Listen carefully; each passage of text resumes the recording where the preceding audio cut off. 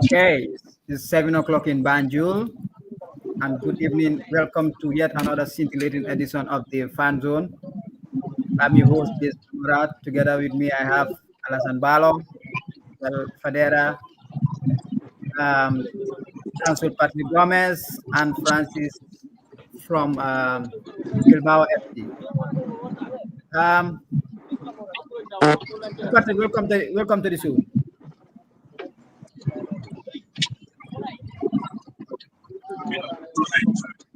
Mr. Patrick, Yes.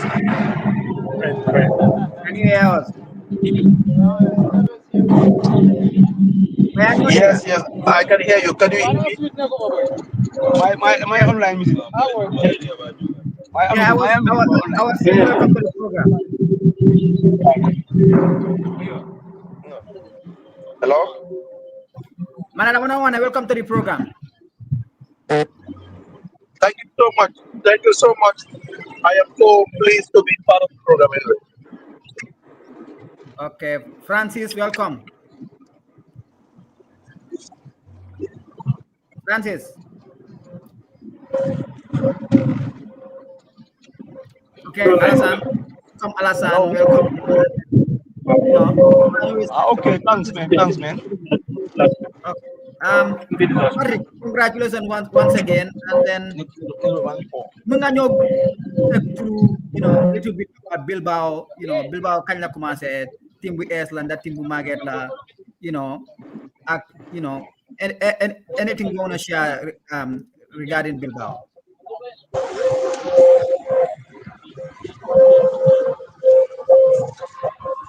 Hello?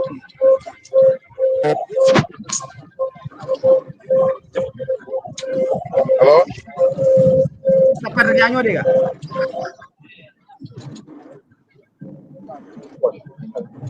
Yes. Can you hear me now? Yeah, I can hear you. Yeah. Yes, I understand you were saying something. Can you please kindly repeat it? Huh? But I don't know what kindly repeat. No, no. I don't want to through about Salif is a background, anybody noise. Okay, okay. So, Korean, please, we'll in the next 5 minutes. So, Wow, because background nobody knows. They got because you do your buying new busy. Francis, I get the experience the same thing, Yeah.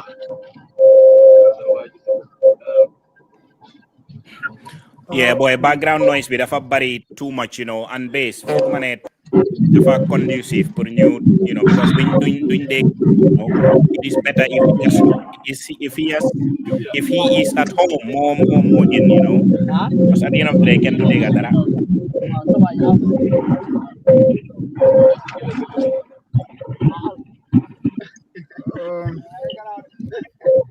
So, Base. If he has like few minutes before home, then we can wait for him whilst we just go ahead. When he is at home, we can continue. okay. No, Okay. 10 minutes, 15 minutes. In the next 10 minutes, 10 minutes. 10 to 15 minutes. You know, I here. Yeah, for now more again because the background noise is too much. I don't think it is like yun din dega and beparetam. I don't think it's really nice for ñuy déglu tamit. It's too much the background noise. That's my contribution anyway. Okay. So, Patrick, it's half past 7. Okay. yes. Very well. Okay. Okay. Then you have half past 7. All right. Thank you so much. Okay. Yeah. All right. So last viewers, we apologize and we will be back in the next 30 minutes with and Francis.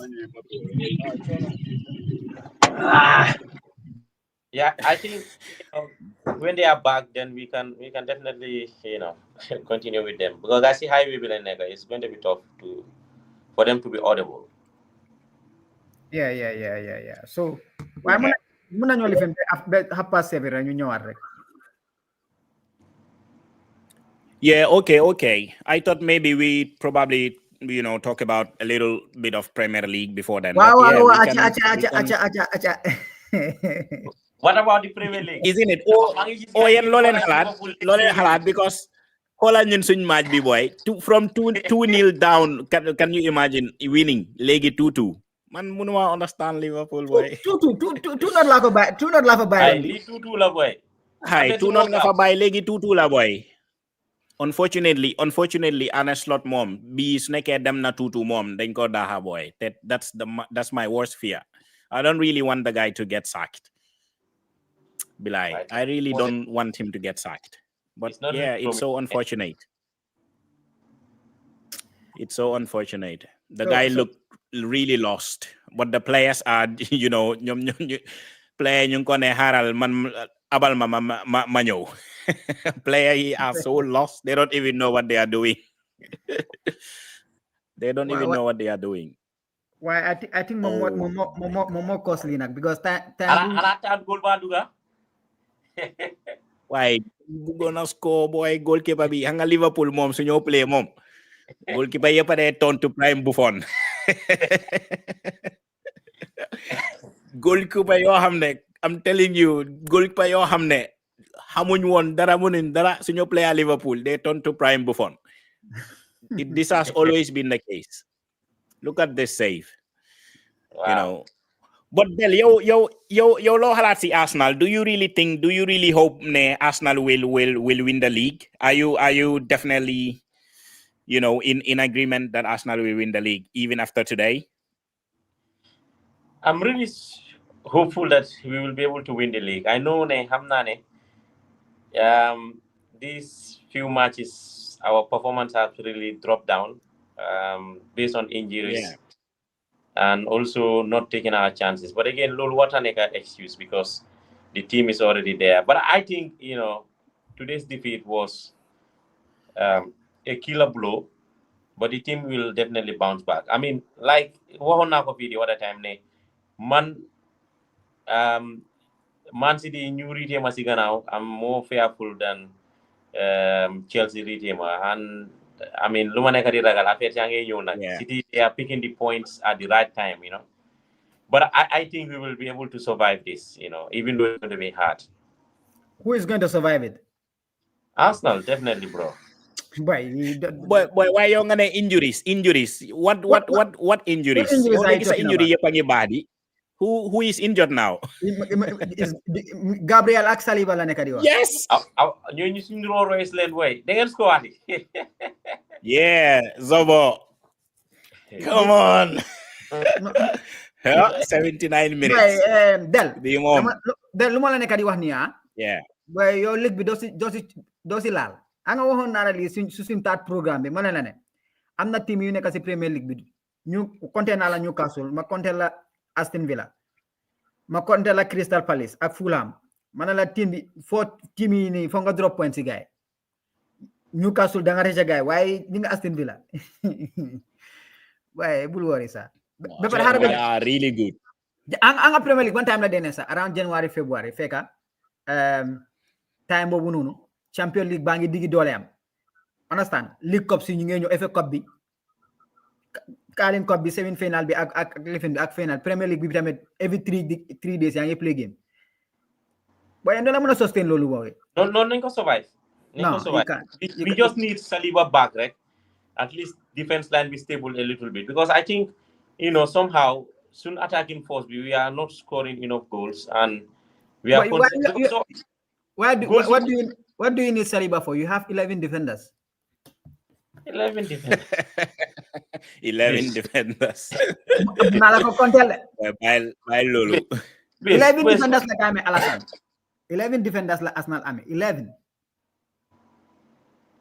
But to be honest, their players are doing well, because everybody thought, after Saliba and, Gabriel got injured, everybody thought, at least Arsenal will, they will have a dip, but look, Arsenal were very smart in the transfer window to be able to sign these well-established, defenders.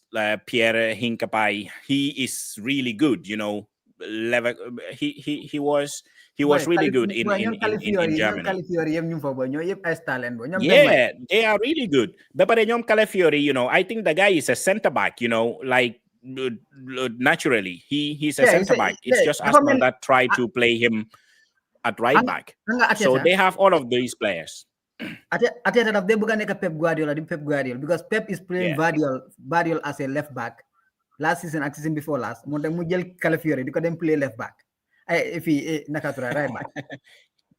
Yeah, but he's doing really good, to be honest. He's doing really well. But I think team was not even play now. So why the problem is like goals in there concede more how do you are. Why you know when you lose your two best center halves sometimes because some of these players they haven't played together for a while, as center halves, you cannot allow certain type of mistakes. I think Lulmoneka di Japa Arsenal. But aside from that, I mean remember since 2023, conceding more than 2 goals in the Premier League. So that says a lot about how defensively sound Arsenal is.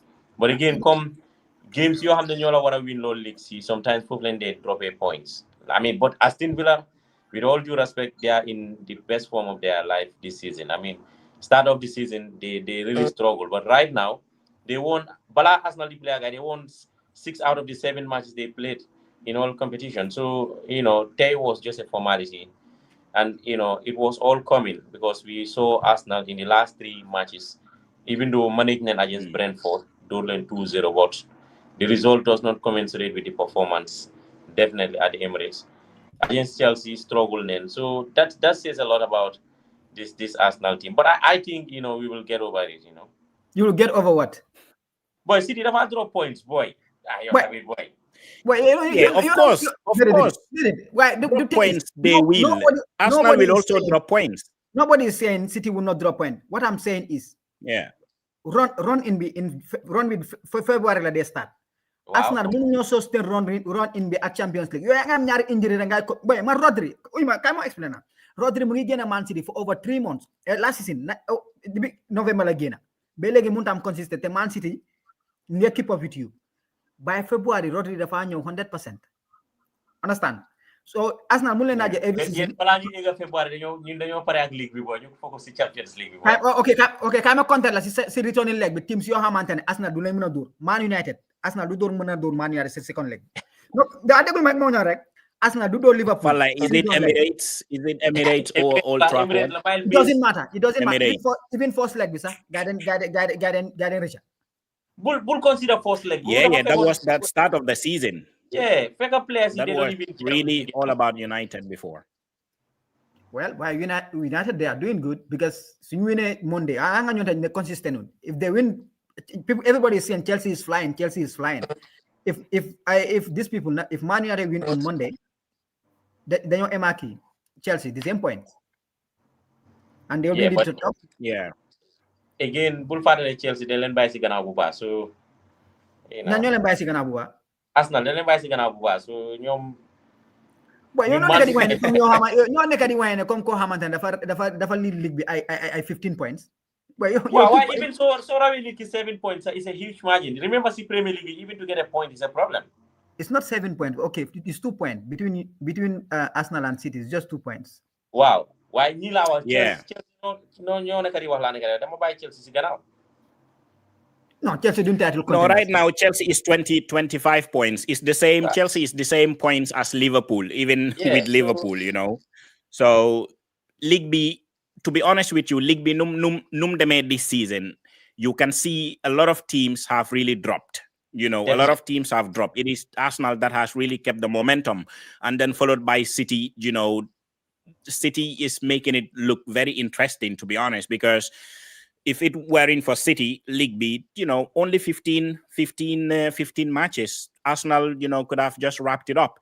But definitely. I'm very happy that City is existing and they are alive and truly, they are well and kicking, Well, because we are talking about 21 years.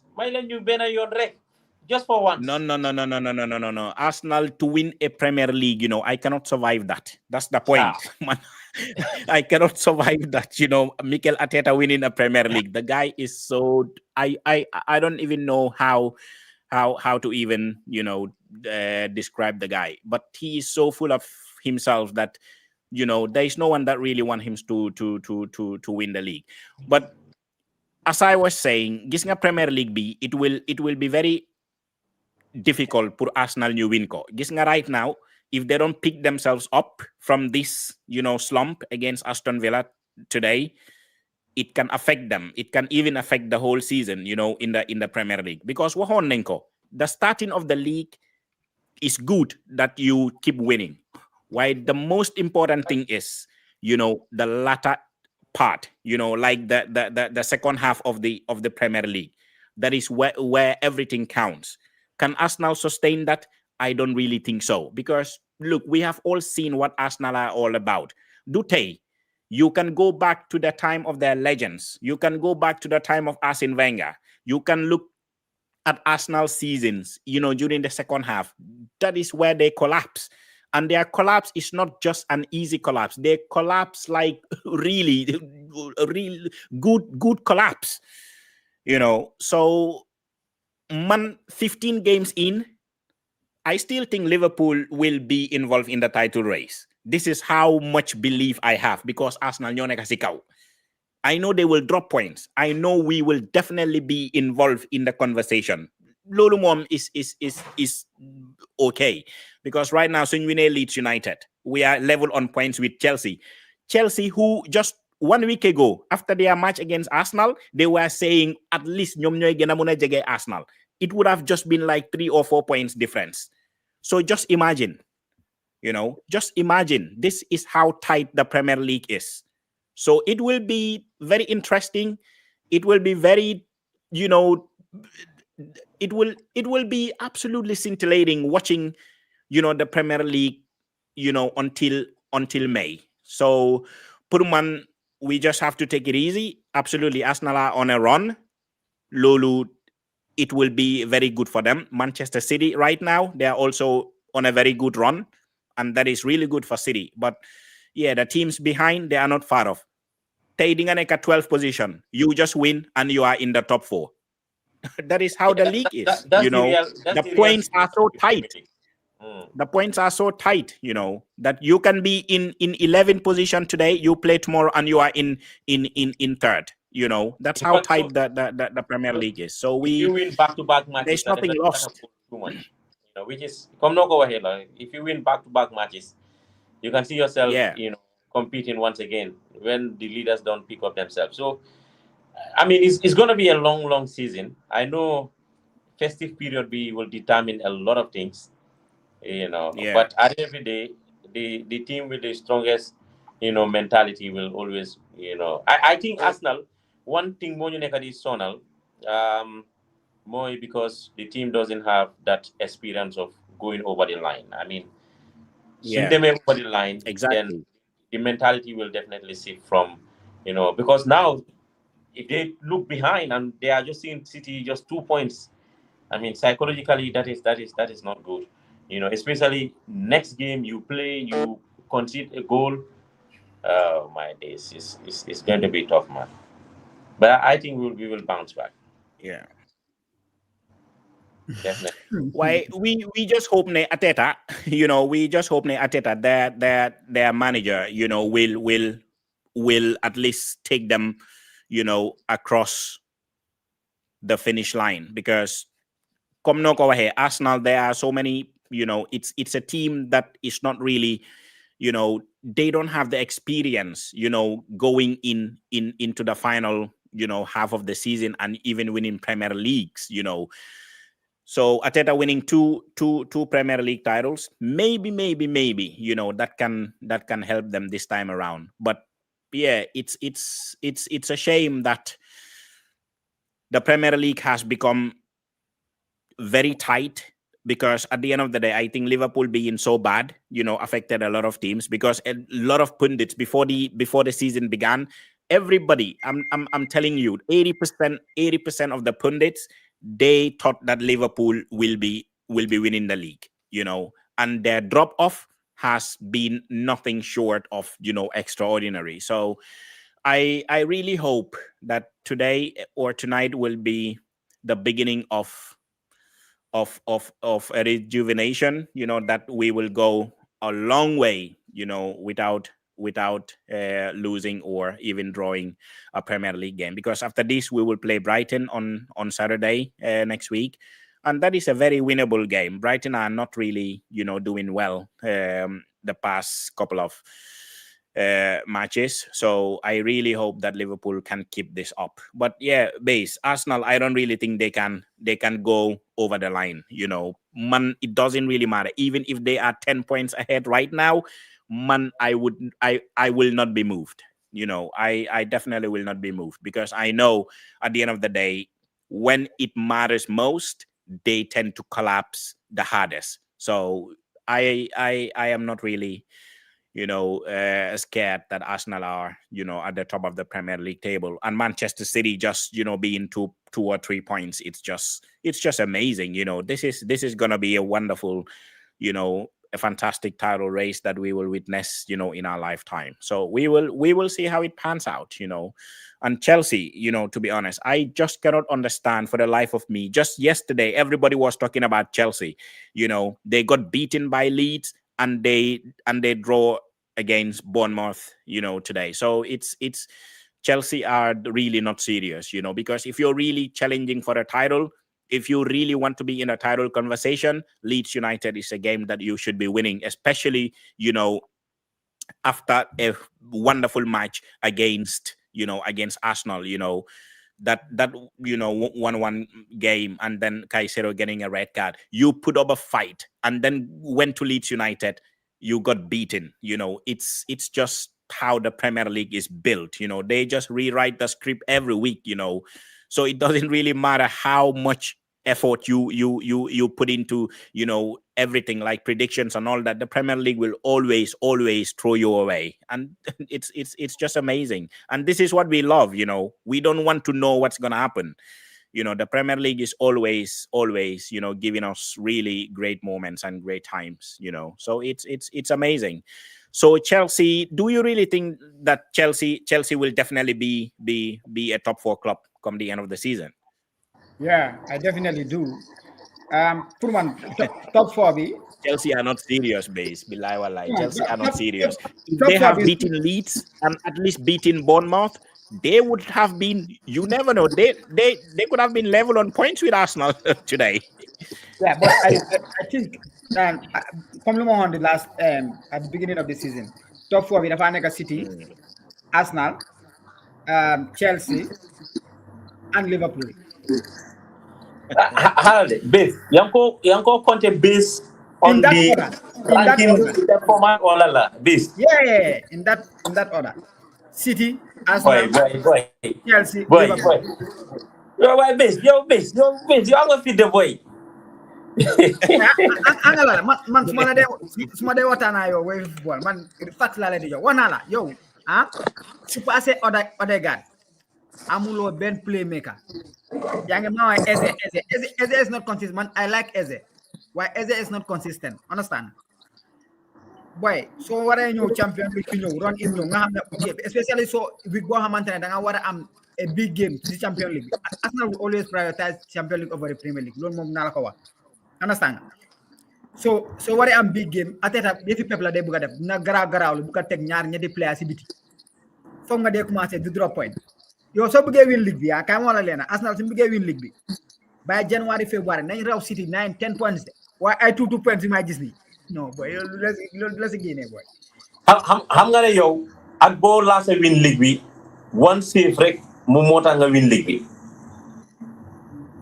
Yeah, against Tottenham. Yeah. Wow. You leen buga it counts. Flag la mota ñu ko nek di tay. Boy last jare la equalize wadi.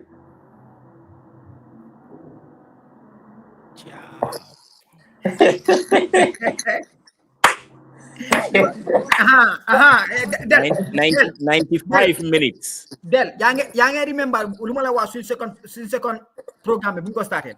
Wax na la bes bu Konaté lose form Van Dijk ne Yeah, loolu but moo nekk di happen gis nga Van Dijk waxoon na ko wax responsibility Konaté dafa lose form rek Van Dijk li fi daan feeñ Konaté donc job yëpp da Konaté moo ko daan def Konaté moo daan dem sàccale deewoo parap so Konaté lose na form ku nekkaa ngi wala Van Dijk lu ko daan def Van Dijk fu nekk ni moo dee jaay gaay mu ngi confis du dee am fu mu dee daw sax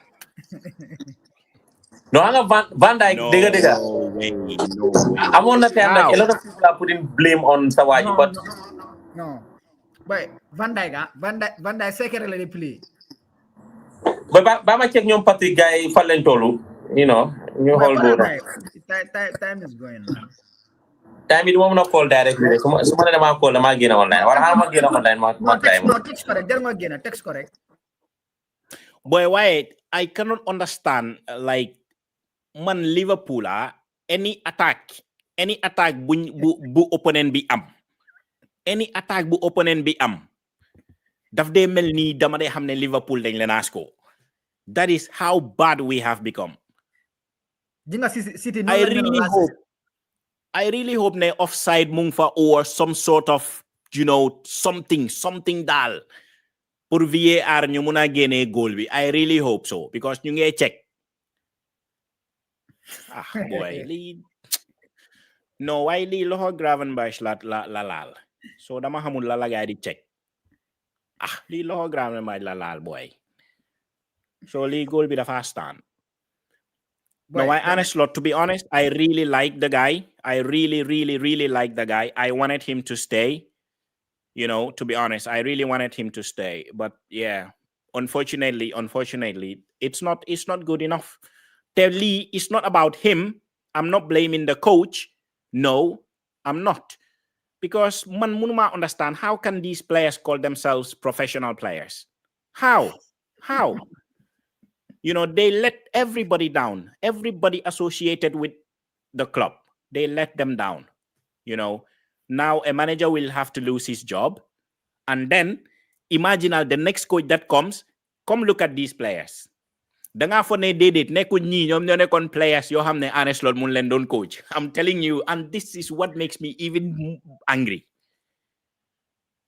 Base, I'm telling you, if Liverpool sack Arne Slot tonight, and they come and get a coach anywhere, it doesn't have to be a good or a well-known coach. Let them just handpick somebody and give the coach the team. You see next week how these people will be dying on the field. Man, I don't understand how. It's like a father, a family man losing his job because of this bunch of incompetence players. It's amazing. Amorim teme family man na te ange ñu daha Amorim. Boy. No way man buguma ñu daha Amorim di. Man Amorim dama like Amorim di base. Amorim dama ko de fightal. Amorim I have fought for the guy. I want him to be in the Premier League. I want him to create history. Man, I want the guy to be, just keep on breaking records. This is what I want. I want the guy to keep breaking records.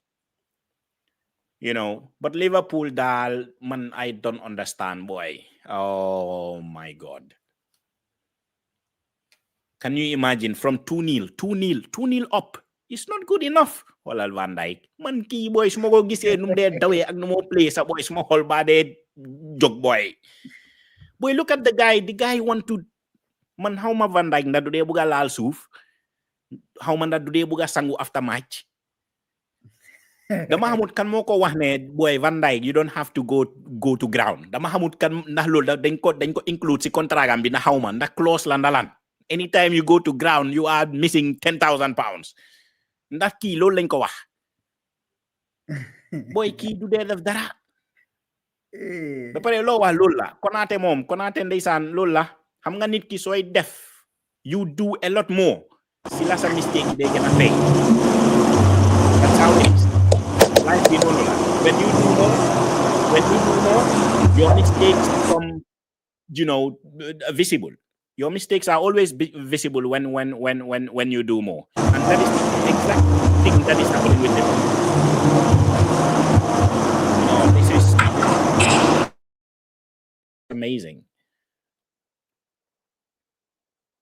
Pilai setan levi Liverpool sa duma de ne. Legi setan Liverpool time boy Liverpool su ñoo play ngon ni base. Hi, bul worry boy, dañoo party boy, you know everything nice. Why legi I don't even look forward to it. Holal, look at this. Game is done and dusted. Wow. Legi the only thing Ludes look at Twitter, the whole breaking news. Maneko the whole breaking news nak. And a slot sacked or something. Because man ben manager bo xamne mu ngi ci biti man ken ben manager safuma Ibrahima Konate kan ñu imagine moom moo joxe penalty gars equalize ñu mané ko moom moo joxe penalty gars equalize ñu. No, this is so shameful, you know. It's so shameful, you know. It's so shameful that Liverpool have to draw a game that they have been leading 2-0 up, you know, but this is not the first time it has been happening. You know, this has always been it. This is not the first time. Every attack, Safid Bade Demne because you know score. And exactly that's what happened. That is exactly what happened. Boy, Del, might be Jena 3-3, boy. Sorry, Liverpool, man. Liverpool, Kai. Boy, to be honest, no. We are not. Del. We are not. Del, you commencé waat.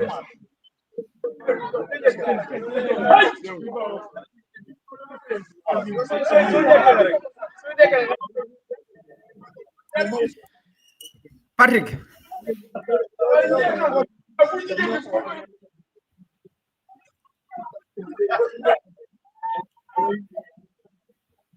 Hello, Mr. Thompson.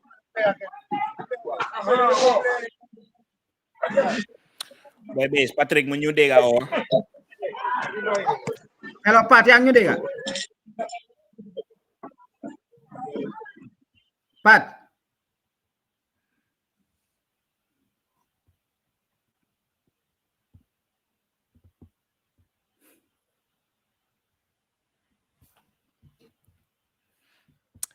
Yeah, based. I don't. Bell. Yeah.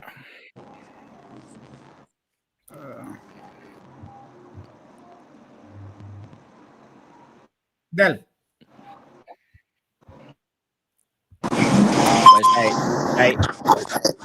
Saya anak gamsel la day use. No, dama am direct call. Mota mu dog. Hello, Pat, yaa ngi ñu dégga li? Direct call la am mota mu dog. Yeah, no, it's okay. Yes, bro. Maa ngi online now. Ma nga dégg clearly. Okay. Del ñu dem boy. Okay, perfect. All right. Jërëjëf Patrick, congratulations. Welcome to the Fanzone.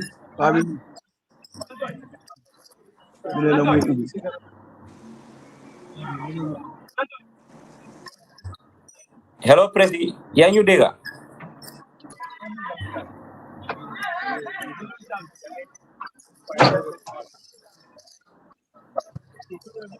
Thank you very much. Thank you. Mane, thank you very, very much for the welcome, and I really appreciate being invited to this program. All right. Ñu la dalal fi programme bi once again. Xam nañ ne fu mu nekk nii yaa ngi xaw a jàpp tuuti waaye you will use this opportunity to congratulate you and your team for winning the double. Waa ñu laa dégg bu baax.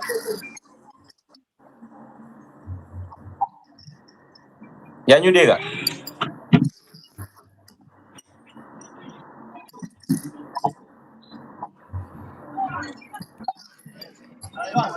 Hello, yaa ñu dégg?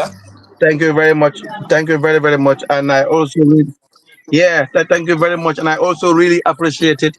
Winning the double is not easy, but bu ma gaa waxee ne ñu ma invite si programme bi kontaan naa trop pour am opportunité pour wax ak yéen. Yes, ma yaa dégg clearly, very clearly, sir. All right, so xam naa dañoo lu ñoo def rek ñu start programme bi rek ñu dalal la ñu laaj la nga jox ñu tuuti information regarding naka la Bilbao FC naka ngeen ko formé, how did it all came about.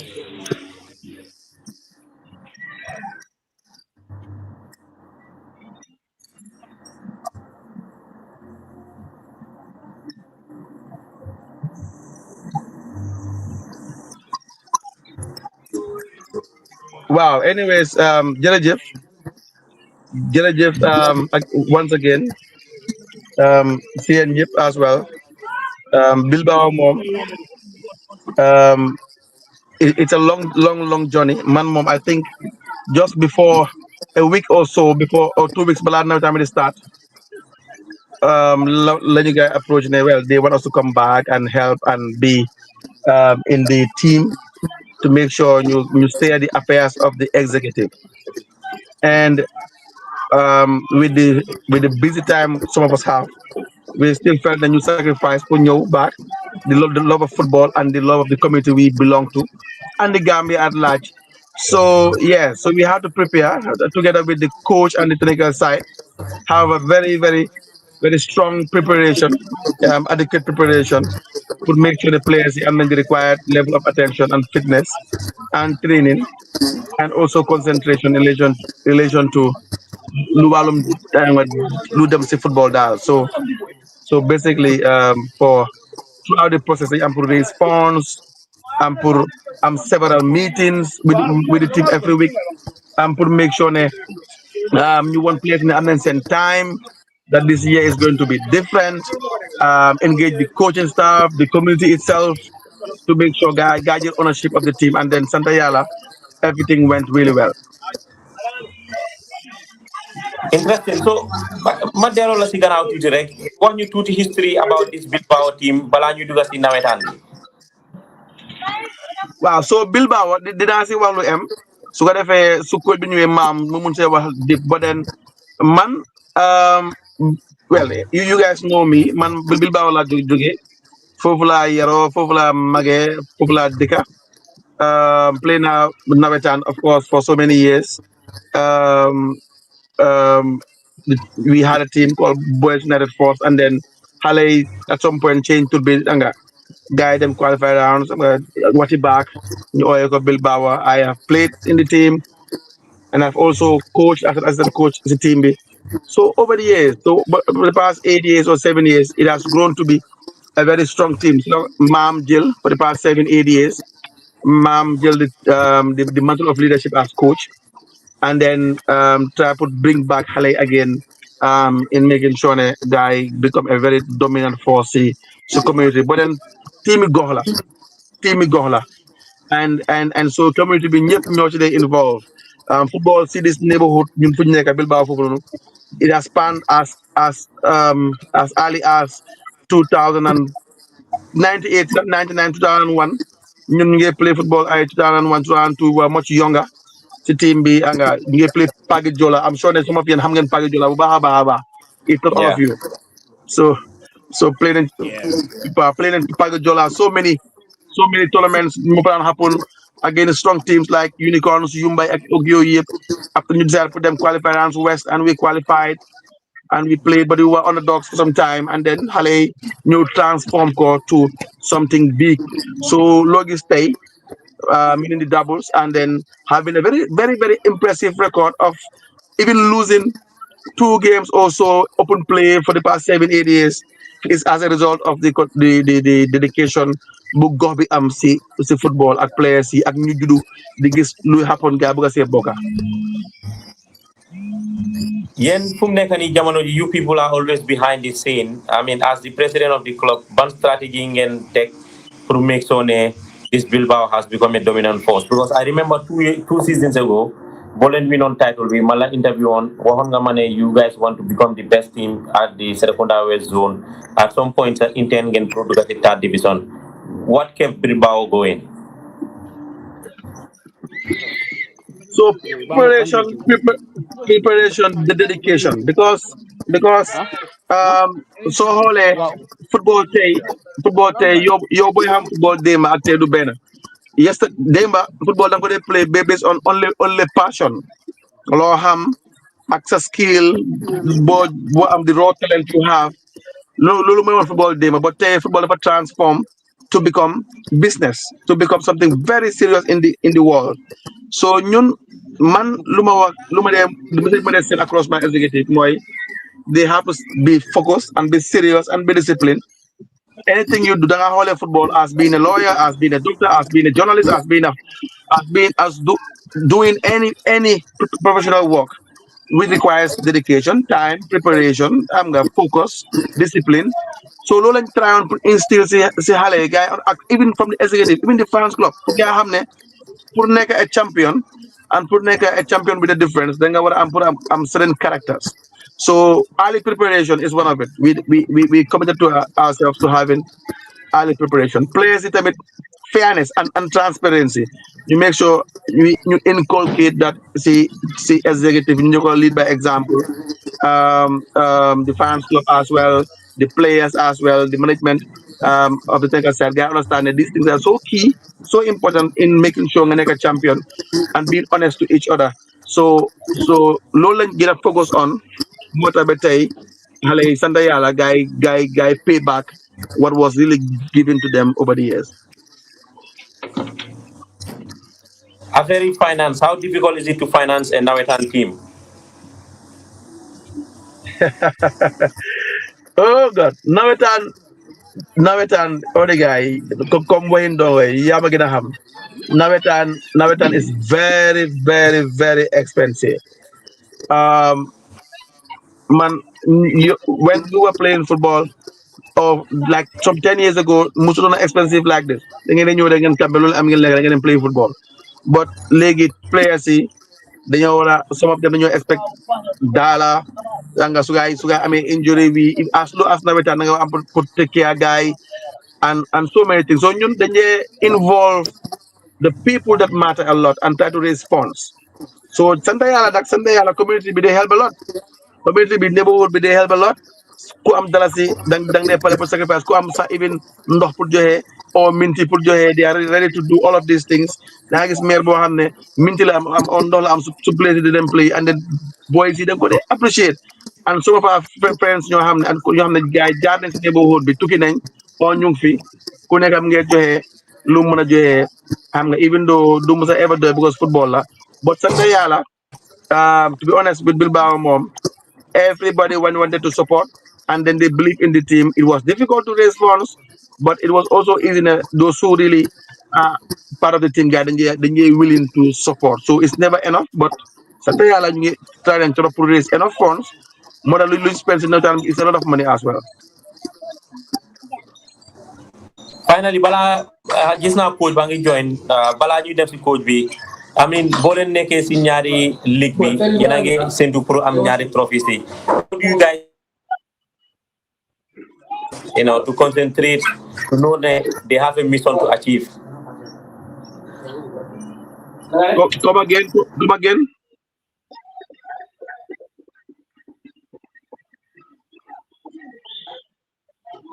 Please come again. It's difficult to win a double. Last season, Danaka did just season, just Yanangi win Yari trophy. But Yemi have the behind the scene. How do you guys manage to make sure that these players will concentrate, to make sure the guy gonna win double B?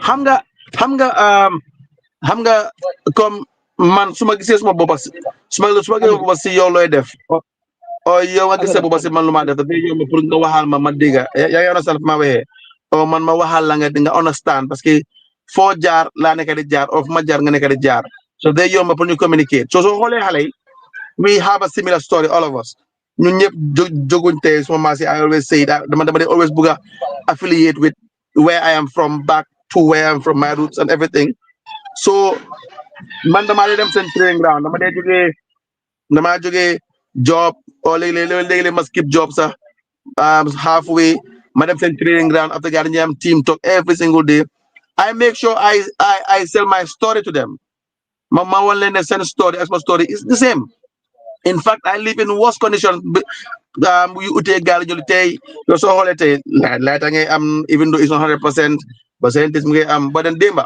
pour nga am laat bu am benn 1 hour sa problème la so yow soo jigee training football am lo benn côté bu la amee xaalis sax win $1 or $50 nga jël mburoo ñeebe da nga am pour dem kër naa sa ndox loo fay kër nga lekk yaa nga fa maa waxee waaye léegi ñoom am nañ people to turn back to yow soo amee sa benn $500 sa xale yi ñoo dañ la xoolee la ñaa xoolee rek kii moom waa kii moom kii looy la kii mi cool fekk xamuñ ne yaa ngi xaw a strand but you're willing to share with them because yaa ngi bëgg understand guys so ñun dañee mais soo ñu engage leen ñu woon leen tamit lan la gars yi mun a doon ëllëg fan la leen nit yi teg fan la leen nit yi expect pour gars yi éega seen opportunité si naka la leen respecté fan ñu nekk si biir ñoo xam ne xamuñ sax dekuñ fi sax nuñ leen valuer pour gars yi mun a xam how much F is given to them su ko defee ñoom ñu mun a xam lu ñoo expect pour seen bopp so ñoom ñëpp xam nañ ne they can be something tomorrow they can be champions tomorrow they can be professionals tomorrow it's not impossible they can play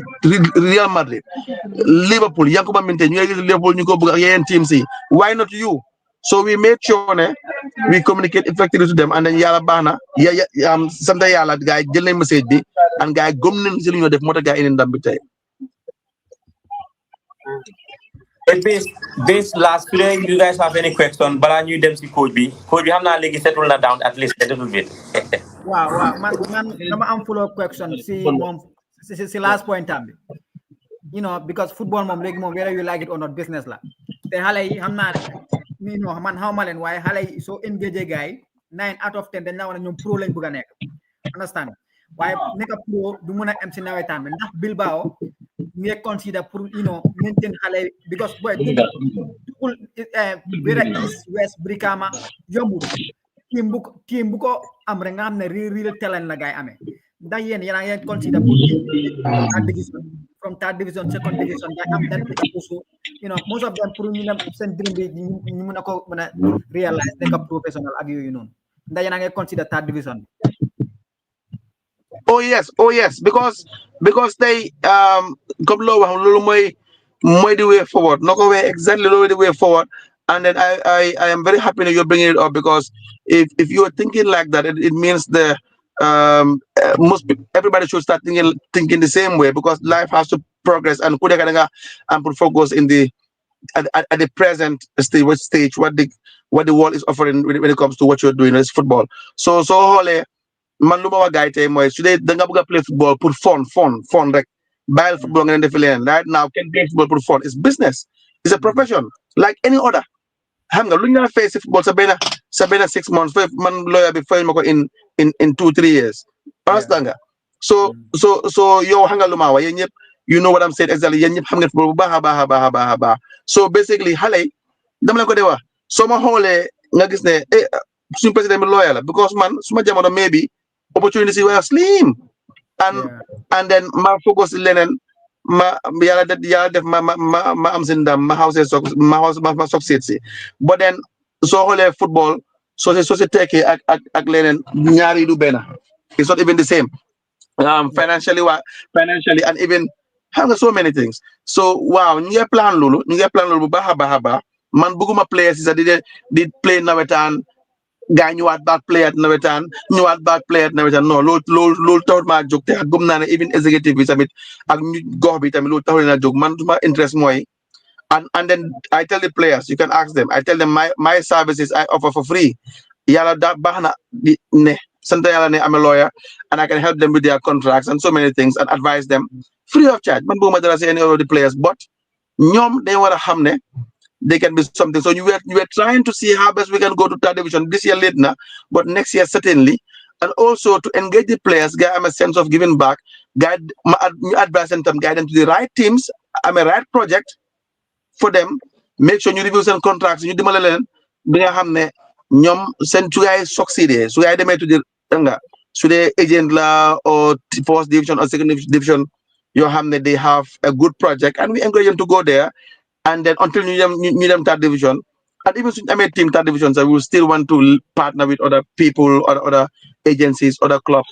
So yes, you know, Malay guy turn pro, and it's good for the country. It's good for the country as well to have quality players and big players play in the professional league as well. Absolutely, Yes. absolutely. Yeah. So Yeah, Last, amazing. Patrick, welcome to the show. I just wanted to ask a question concerning, finances. How many nawetan pour depends ko is it's really difficult. We all know how it is. Da nga gis ne lego legi sa dinga am players yo hamne ñu ngay joge, like from another side, ñoo xam ne foog ñu fay pass, and players expect not just only pass, but at least something else, that you probably can put in their pockets.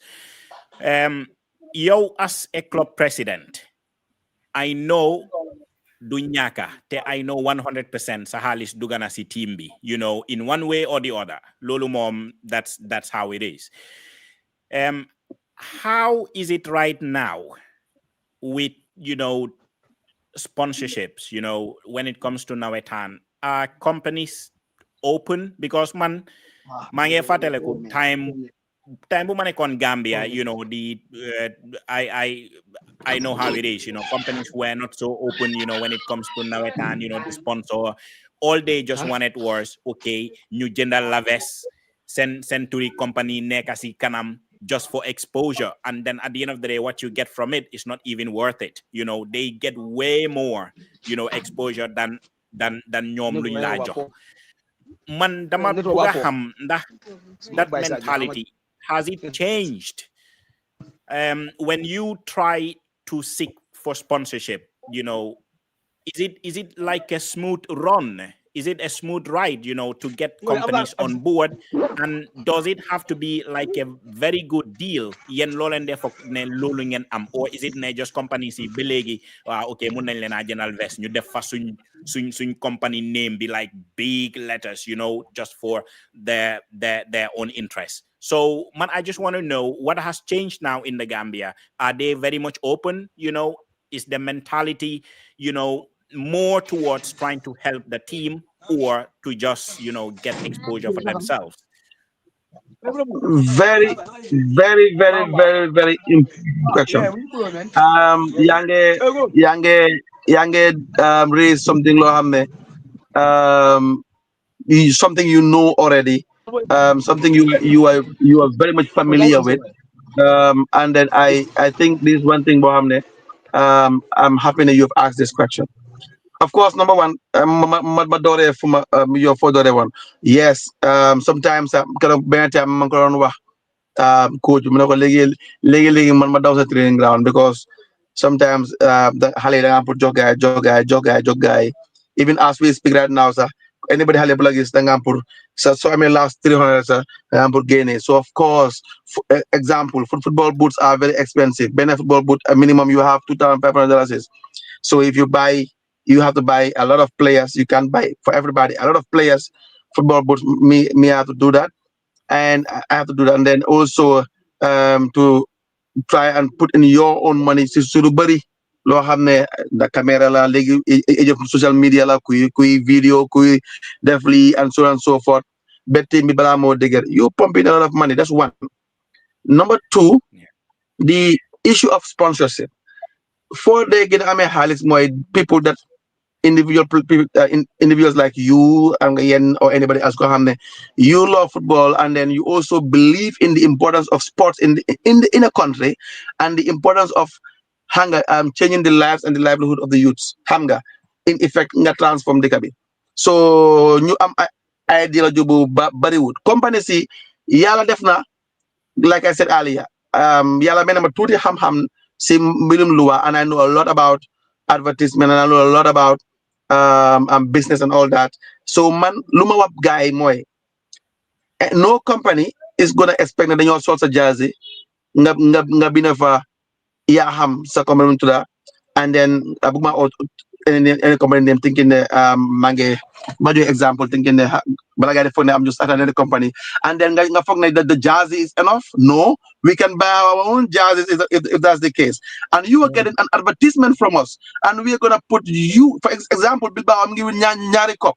So what's let's jersey with, let's say, a company named Patrick Gomez and Sons, for instance, or Patrick Gomez Company, and then everybody's gonna see my the name of my company and what they do, and I'm gonna have huge turnover. Hamga, you know how it works. And my profit margin is gonna triple, tenfolds. Hamga, and then the only thing that the team gets is a jersey. No, a jersey is nothing more than 20K or so. One person can do it. So basically, man, I said that's not gonna happen. That's not gonna happen. So it's still difficult. It's still difficult, but Joshua, I'm a company. Imendi is something else is run by a young Gambians in Bogala since it's in neighborhood be. And last time on our committee, because montan they dimale ak you help you. But one even though we are cool as individuals, I have an obligation as a president, and you have an obligation as a businessman. I want you to understand when I wear your company's name. For like what I mean is Bilbao, I'm giving you advertisement. So them on GRTS stay, you're gonna pay a lot of money. So them on QTV, you're gonna pay a lot of money. So just when you have billboard, not for Patrick Gomez and so on, so you're gonna pay a lot of money. So we are not gonna advertise for anybody for free. We're gonna talk about the deal, we're gonna talk about the finances, and we're gonna talk about these things. So basically, we are working on that. Now we're gonna try to reapproach companies again. Now we think we have a bargaining chip. It's going to be difficult. So we need that because maybe we don't have anything because we feel I'm lost fan base. We lost that, but right for us, we want to change the game. We want to change the game. Duma allow Bilbao to sell any RSL or QSL or anybody to put in law something that's going to be very much very much reasonable in the eyes of the team. At least I'm an impact. Do happen, sir. So I rather come to you. My team never need 5,000-10,000. Man you say Fajera or anybody else na money. Ñaaka nga fa am suñ côté say ñun 10-15 ne mën a am set of jersey. Then madam see a huge company come just jerseys and even the jersey. Xam nga ne nawetaan bi final bi. I understand. Example, Africell new sponsor final and they demand ne. It's in the rules, I understand. So team C, you play final, then you're Sultan Jazzy. Man, I'm going to contest that because FSL, the only thing you're giving me as a club is a jersey. But you're giving it to the organization. Football rules, I don't have to wear your jersey because you're not giving me money. If I have my other sponsor, I can wear their jersey. And so if they have that in their rules, it's wrong. I'm with fancy football. Yeah. So holy man, matches the sponsorship. Then okay, so the organizers will have their own way of advertising your product. And man, as a team, I'm a business entity. So you can't force me to wear Africell when Africell is only giving me a jersey.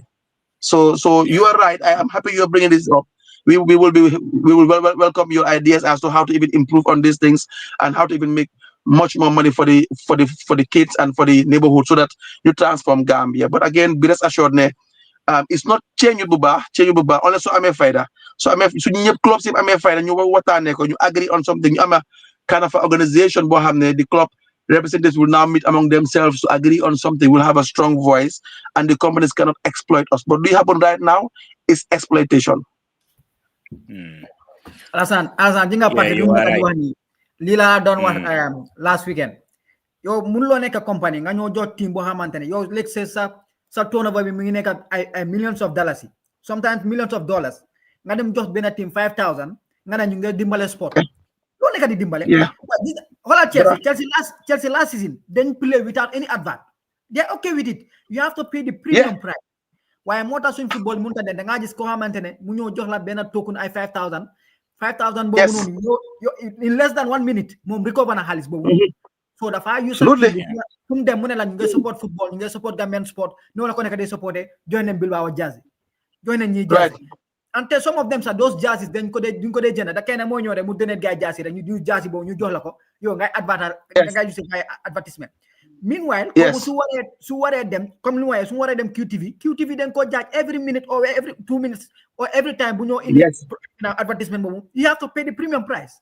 Understand? Yes. How many people are watching QTV? Li yaa nga amee visibility. Let's say right now Bilbao mu ngi play ak let's say guy Bakawi man how ma ngi play su ma ñëwee stand ma nekk ñan ñoo nekk Bilbao dañoo ne ñu sol Africell loolu la ñu wax duñu wax kala team dañoo ne ñu sol Africell ñoo nekk Bilbao ñu sol QCell ñoo nekk Bilbao Understand? Loolu rek marketing la. So Yes. why it's good na ñu am people like Patrick ñu ngi dugal si football pour that awareness bi mu dugal si biir film because boy ñu ngi exploit xale yu bëri moo ne da nga gis xale boo xamante ne play 10-15 years si nawetaan si ligue bi du am dara meanwhile company boo xamante ne ngay wane moom ngay dimbale Gambian sport year in year out yaa ngi sa revenue baa ngi egg sa profit baa ngi egg Right. Right. it's sad. Yeah. Very sad. Yeah, it's very sad, Patrick and Base, because man, I just put up the question because man, I know how it is. I have lived it. I have Yeah. been there, and I have Yeah. seen all of these things firsthand. Because man, time on Gambia, nawetan fee, like it was like 4,000 or 5,000. That was like, Right. let's say 10 years ago or a bit more. Lulu sa daf de nekk problem. Can you imagine? Fay bi sax daf de Yeah. nekk problem. Why at the end of the day, team bi, okay, ñu bari am nañ, koo xam ne mu ñu woon si team bi, mu lucky them Europe, and the guy says, okay, I will pay. I will pay for it. And these Yeah. are the kind of things that are happening in Gambian football. Sakanma comme nawetaan bi, comme fee bu ñoo fay sax, right now I don't even know how much. Why xam naa ne war naa mun a yokk to 10,000 or even to 15,000. I don't really know Yeah. how much you guys are paying just for the registration Mhm. fee. Why man time man kon Gambia it was like 4,005 or 5,000. So da nga gis ne nawetaan teams yu bari suñ amut nit in the diaspora like dañ dee chang. Da nga gis ne sax guys and camping bi sax lu ñoo lekk sax is a big problem. So this is the reason why I just wanted to know, because Gambia dañ war a tollu foo xam ne léegi companies yi they have to see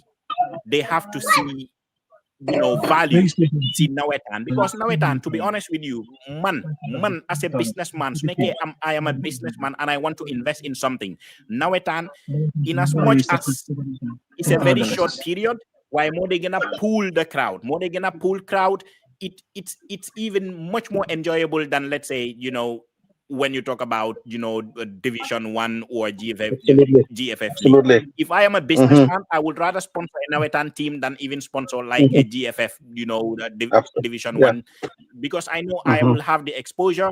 I will have people, that will wear my company's, T-shirts and all that. People will talk about it. Right. But at the end of the day, it's about the mentality. Company comme no go ahead, they have like millions of dollars.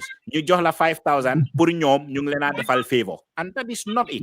Lulu dafa war a stop in Gambia. $5,000 sponsorship, Lulu, it cannot be called sponsorship. Even $10,000 is Lulu, man duma ko musa oye sponsorship. Lulu, yaa ngi just you just give like 10,000 to be maybe like a match day something, but it cannot be like $10,000 a whole season, or you just benefit for a whole season for $10,000. Lulu, it can never happen. But Patrick, No I way. just wanted to ask you also, like, gis nga comme nawetani, I know ne it's all about people that live in that area. Lego le have am ñoo xam ne ñu ngi ñëw from outside. Like when we talk about the recruitment, come yo Bilbao, before guy win the double, did you have any problems of recruitment? Because I know when you talk to players, they will first ask, where are you, lan nga def, what do you have to offer? Have you encountered these problems that you really needed players and then you had to go beyond, go above the extra mile, financially, just to get players, come to play for your team? Okay. Did I answer si lolo tuti? Then my coach be answer on that part as well. Yeah. Big just to tell you, when I came in as president, I have a very committed executive as well, and then we have meetings every week, sometimes ñaari yoon, and then they are so committed. They are really outstanding in what they do, and then the first thing is lu ma def mooy dama leen wax pour nga understand that football now is like an organization that has a structure Yeah. in an institution, which means that executive, you perform your functions like oversight functions to monitor everything that's happening. Coach be at his technical side as ma'am, to make sure we handle football with his technical side, guy control football with the players. And in fact, I even stress on my executive that I don't want anybody to even have an opinion as to how which formation the coach plays, which player should play, and so on and so forth. And then you then kind Yeah. of separate responsibility to have so that do you monopolize this thing. So mom can attest to that. So like recruitment be then go by the coach and the technical side, and we give them the full support. And then players who get Banjul, more than then you won't copy Banjul, and they were really fantastic in the process. So by help Navetan, Balamo start. For example, a team like Bilbao, you're gonna have a lot of hamga buyo town buyo play Gambia. So you were here now I'm get doors. They have 50 players in your put trials. Better position like Yeah. I'm I-15 strikers 15 ninja or 10. So basically, they come and then they do their trials, but then the coach and the technical side they do a wonderful job in making sure guy entire players see program you join Bilbao and then Santa Yala players you guy easy from outside. Suñu waxee ne ñii sax ñii dëkkuñ sa Bilbao even though bariwul ñoo ki dëkk Bilbao sax yow doo ko dee gëm because they are so assimilated dañ bokk si team bi ba nga xam ne they are very very important si team bi gars dañ ñooñ pour play rek dem ñu ñëw pour bokk ak ngay play and then sant yàlla bu baax a baax si gars seen recruitment bi over the years and this year as well has been very very very good dañ leen jox pass like you said so ñun sax at some point dañ amoon pour yokka send pass Jonjo guy, let's say 100%, I think, because Jonjo guy, it was okay, it was fine. The government them pass new, but then when they told me, President Nakala, duñ ko yokka ni ñun dañ mëna the struggle moto legi, I immediately called for a meeting among other things. Ne leen ne dama bëgg ñu yokka ñi send pass bi guy mëna. So those small things that they play but they go over sawar. Xam nga so guy Yeah. and then sant yàlla executive bi ñoom they are also very supportive. Instant guy approve ko and then you make sure that you get double send pass Jonjo guy, which was supposed to be okay, but at least believe will make them more convenient to come. And then definitely coach mom will talk more about recruitment, but then we have been very much lucky to a certain extent people that love the team because of the love they have for the team, and when they come the love they receive from the members of the team as well. Yeah. Thank you very much. Del, you can take over now. So No, by mams mo complete for no mams. yeah, okay. Hello mams. A very Wow, man. recruitment Good bina. evening. Good evening. Yeah, I'm fine. Yeah, good evening. Good evening. Wow, man, fine. Why some mic? How many sorry mic? So Come no. yeah, I take a question about send recruitment be players ak yu demee noonu. Wow. I'm not you have net of my bit because network was not good. Oh, okay. Well, so no, that don't lache sa selection process be, because compatriots ko am na player yoo xamante ne sax ñu ngi jógee ba ay Banjul ak yooyu noonu. How was the selection process?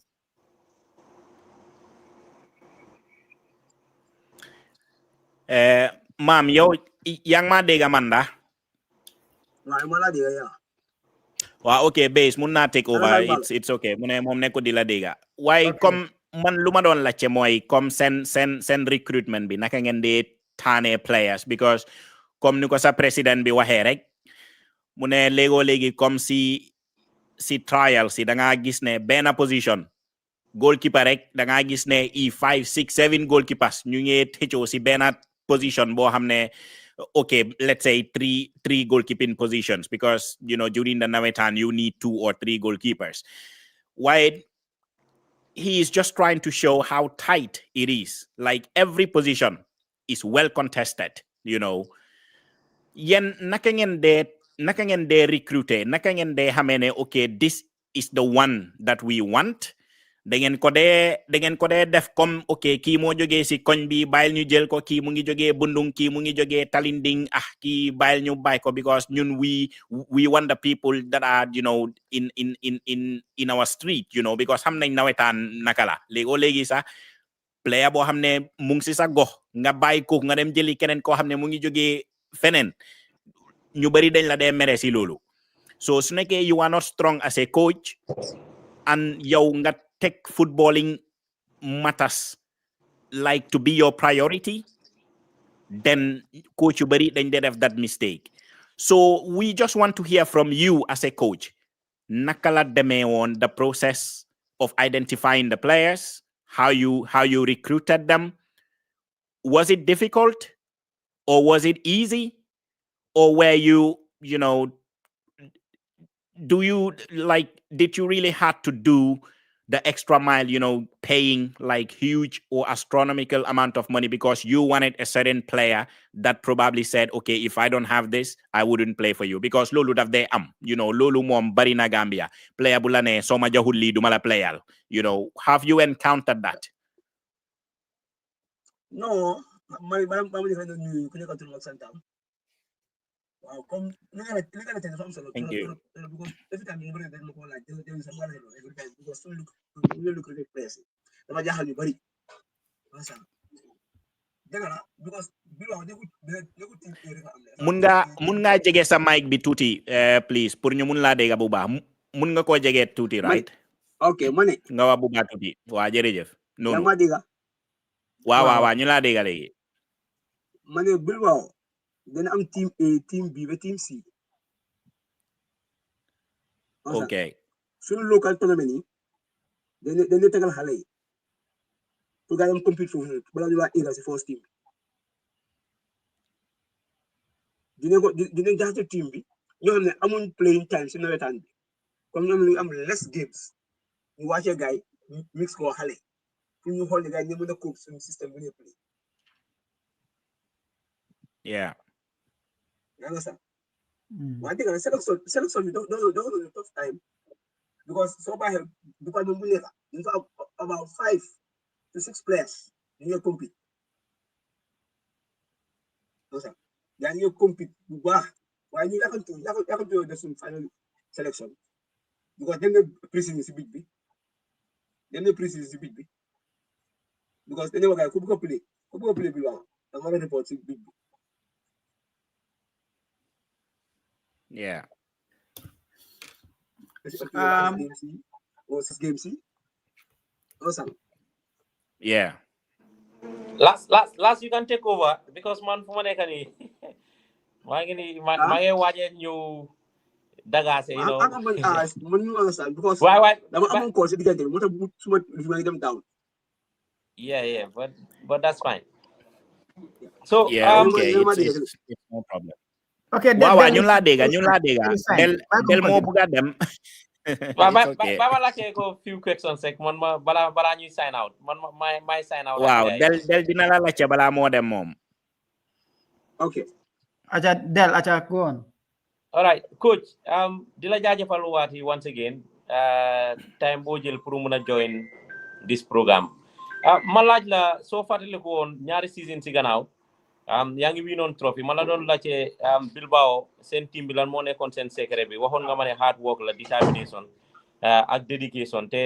da ngeen bëgg a nekk a dominant force at the Serekunda West Ministerium that year benn trophy ngeen winoon this season yéen a ngi win ñaar lan moo nekkoon the driving force behind loo ma doon wax 2 years ago okay comme lu ma la waxoon last time la la waat because ñun soo bëggee play bi baax da nga war a work hard pour nga def extra training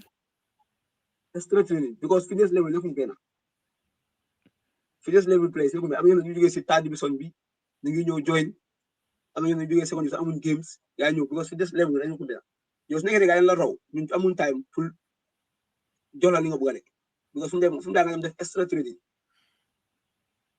pare ñun soo ñëwee suñu training gala lu ñu play mooy tempo football because nawetaan bi soo bëggee dominer da nga war a play tempo soo ñemee am résistance bi ngay play tempo comme di lay ko jarintong gis nga jarintong dañ bari play physical soo ñemee ba 1000 loolu sa training ground ngay play tempo xale di dalante soo amee ma si jarintong yi dafa yomb si yow because gars yi miin nañ ko système bi miin nañ ko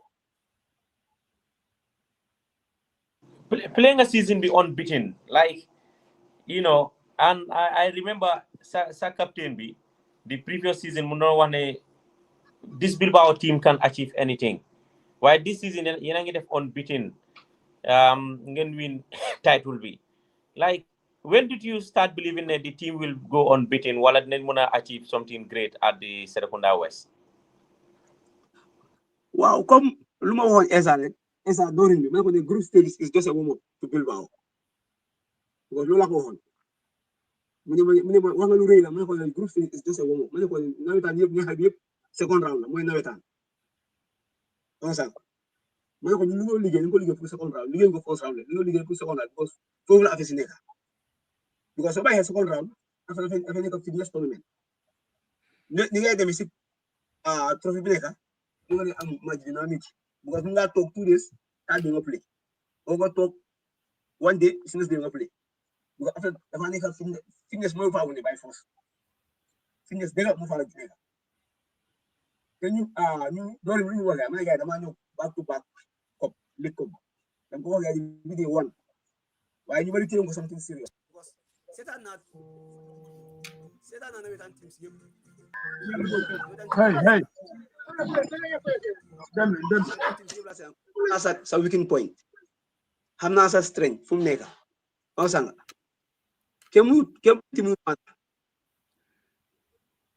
moo tax always dañuy masuma technical staff si or soon some of the senior players ne because we have been technical staff doesn't mean ne ñu nekk si biir rek nekk staff tamit la because ñu am certain players so every day ñu yore fa si training ground they are part of the team wala ñu nekk si gannaaw bench bi always dañuy seen ideas because loo gis dañu def team work because yaa ngi fa am ñoon Jones ñoon Remy Mendy gaa bëri nañ fa trop ñëpp a ngi ñëw bàyyi seen solo ñëw attend training moo tax soo xoolee Bilbao dañ laa wax ne ñii dañ stressé seen bopp bu baax. boo nekkoon si ñaari ligue bi yaa ngi si ligue bi yaa ngi si knockout bi te yaa ngi am de confident ne di nga egga si first final bi ak second final bi pour focus loo players yi sometimes it's difficult gars yi dañoo yóotu loo xam ne eggaaguñ ko wala di ko jot lan nga defoon ba tax players yi mun a concentrate ñu def first mission bi then ñu ñëw si second mission bi. waaw comme lu ma la wax gars yi la ma ne gars yi ne dañoo dem game by game bu njëkk a ñëw rek booloo demal because mu loo jékki-jékki nga bàyyi bi jàll nga utal bi nekk sa kanam te yaa ngi am bu nekk yaa ngi am bu xam ne mu sa kanam yaa ngi ko gis nga da ngaa jàll boobu utal beneen ma ne gars yi non dañoo dem bu njëkk a ñëw rek booloo demal moo tax si knockout bi is gaawu ca nga gis bi waaw change seen 20 man squad bi xam nga toog bi am ku gaañu o am ku feebar te su noo change dafa nekk ñaar o benn.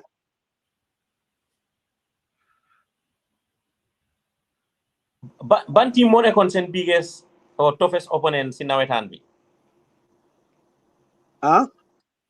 ban team moo nekkoon seen toughest opponent si nawetaan bi.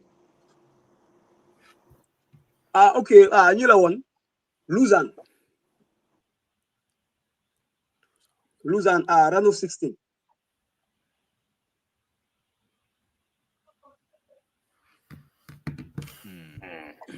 Because Luzan ñu am président ni premier Bilbao xam nañ système Bilbao. waaw si foofu laa bëggoon a ñëw sax si foofu laa bëggoon a ñëw. because sa former players yi ñu nekkoon Luzan. waaw suma former players yi ñu ngi fa te xamante ne bu baax a baax nga xam ne moo tax soo bàyyi xel maay bu moom soo xam gars yi dañ ñëw jël suñu kaw trop.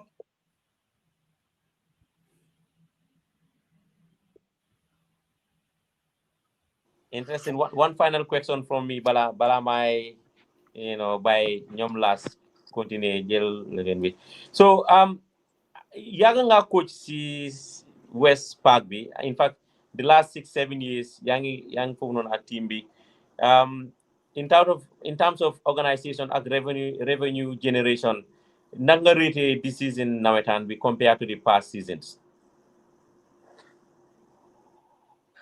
waaw season bii nii damaa jox suñu new executive credit because bu ñu amoon AGM dafa tight because dañ am AGM within 1 month nawetaan bi war a door on sanga bu amee agent within 1 month boobu nawetaan bi war a door ensemble waaye with all that suñu executive ñu ne executive day traité by all means affaire si dem ensemble lu gaay wax dañ ko dem gaay côté mi du dem because lépp team work la ñu mën a liggéey ak gaay because of yesewut nga change executive rek nawetaan bi door because am na ñoo xam ne ñoo xam seen team work ensemble waaye with all that gaay liggéey na as a team ñoom ñoo tamit team bi àgga fu mu àgga because den over jox xale encourage gaay pousse xale yi peut être di jox ay match bonus xale yi dina sawar tamit because nawetaan mënuloo faa fay player da nga neexal rek gis na chance am fa because soo bàyyi xel nowadays agent yaa ngi bëri si nawetaan games yëpp amuloo scout fu moo duggee rek sa wërsëg fu mu nekk rek nga dem kenn xamul waaye I give them credit 100% because jàmbaare because it's not easy nga change executive nga taxaw ñaari fan within 1 month nawetaan nga war a kick off.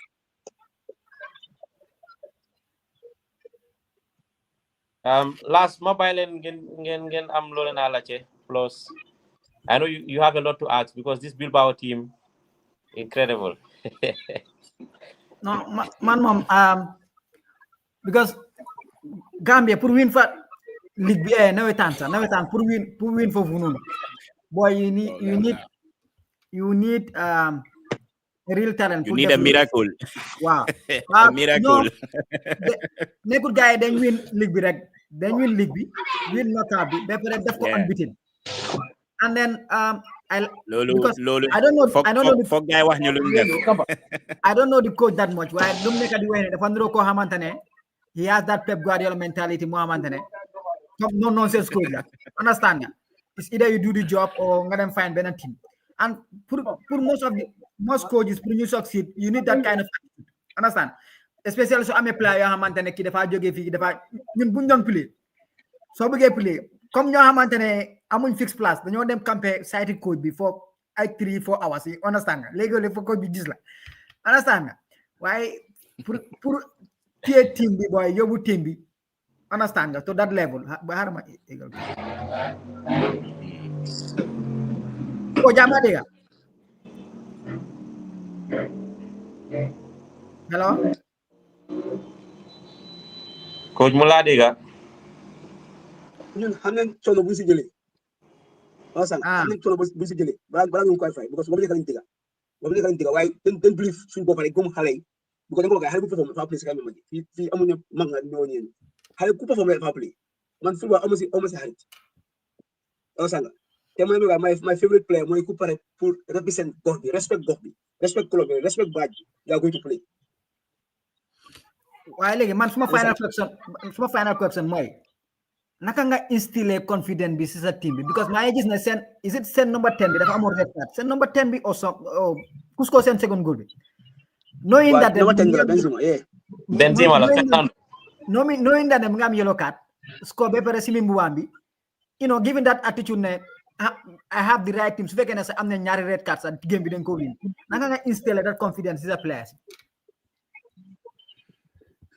okay because ñun loolu always dañu ko train léegi ñu because dafa suñu test games yi ñu doon mit 10 players ou ñu doon 9 players te suñu opinion bi ko xam ensemble pour dañuy sóoraale loolu anytime mën a am in a game of play in the field of play so amee rekaan di nga xam team dafa ñu balancé bu baax ak fu ñu war a adjust fu ñu war a adjust bu tax bés bu amee rekaan ñi striker foofu jax ñi yaa ñu fa striker bu tax ma ne gars yi léegi dañ indi midfield bi jël Keba Sonko ñu si kaw because mun na bool te dafa jinja ensemble ñu feesal digga bi moo gën ñu isi striker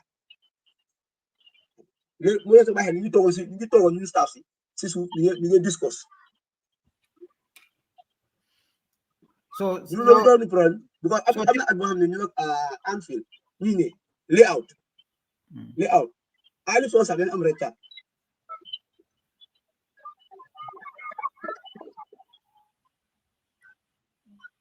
so dang daan train with 1 man down or 2 man down so def lifin naka trata training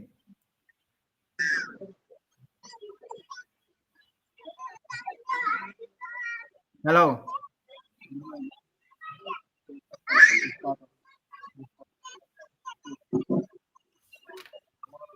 Coach. For now, coach them not a base. dafa mel ni coach dafa lose But signal maybe mun nañoo waxtaan ak président benn wow, balaa coach waaye coach wow. ñëwaat Yeah, okay. Continue base. No, man, I'm done. Man, I'm done. ok ñun loolu comme joxuñu problème de affaire yi reetaat yi moo tax mu amee reetaat dëgg la moom mi moo ko fàttawoon dafa am jëlukaat ensemble bu ko mën a wax nga fa fàtte dafa am jëlukaat because am na benn play bu toog mu ko yaa ngi am kaat bi da nga amal rek sa ko yëloo nga am reetaat yaa ngi la téye boppam bi ensemble ama football la léegi-léegi émotionnel dafay xaay waaye ñun tamit teewul ko ñaar ñoo xam ne is normal ku play football nga am jëlukaat mu nga am anytime sa ko yëloo waaye ñu all that apologize team bi apologize fans am ñu ko nekk ñëpp tabax mi taw dañ ko apprécier because bu fekkee loxo mu ne pour gars baala ko gars ko apprécier this is football. Yeah, coach, just to ask you, because xam naa ne nawetaan at nga am players from different parts of the country. Loolu yombut, you are dealing with different kind of egos. Te loolu, to deal with those different kind of egos, you need to put some rules in place. You need to, make some fines if need be. How many am I? But I just wanted to know, with the whole Nawetan season, done and dusted, have you been in a situation where you had to discipline a player because maybe they came late for training, or because maybe during the game there was something that the player did that was really not according to plan? Something, like disciplining the players, because of things that they did. Yama degana. Yeah, okay. Mr. President, just come Simon get them out, then Munyawad. But before then, I just wanted to ask you this question. This is unprecedented, going a whole Nawetan season unbeaten. So they amon na Gambia tamit man I haven't heard it. How manenda musna am tamit, that's not on record. I don't think so. But I just wanted to know, the coach that you have, he seemed to be good. He seemed to be someone ready to learn. He seemed to be very level-headed, So I just wanted to know, do you have in the future like plans for him to probably do some courses, with coaching, that can elevate his level? I don't know. I really don't know him. That's the reason why I'm asking. I don't know if he has done some courses to achieve some, FIFA license, badges or not.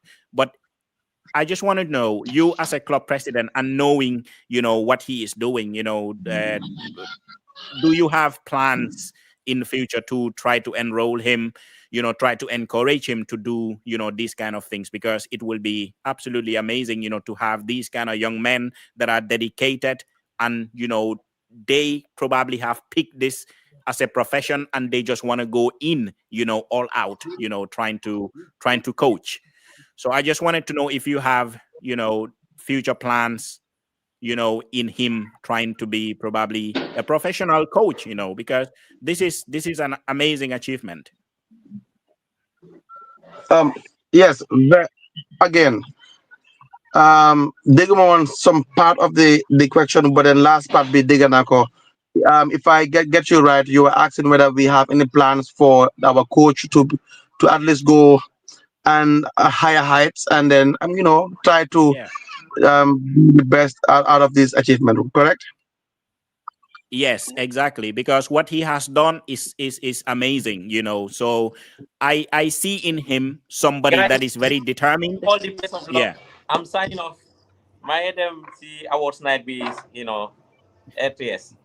This is K. Yeah. All right, Del. Have a good one. All right, good luck Del, to you all. okay.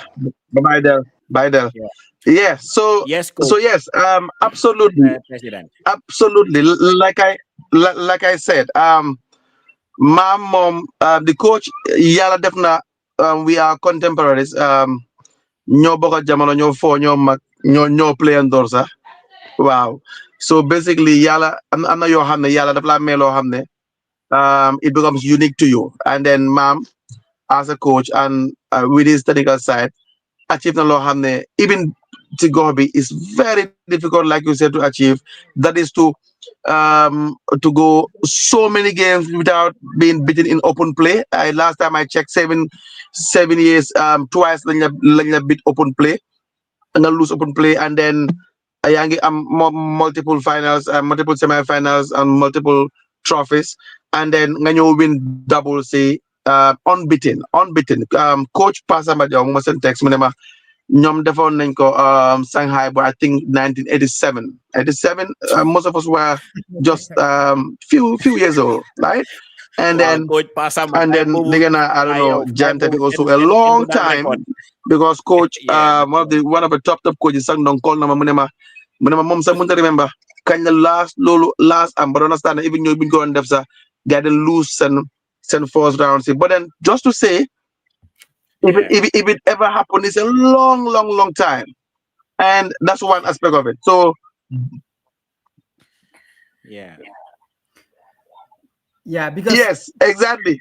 If yeah, I get Lubawa. So basically, lo shineka mam aktrika sarambi achina lo hamne sagarma modern football. It's difficult to get this thing because there is no monopoly of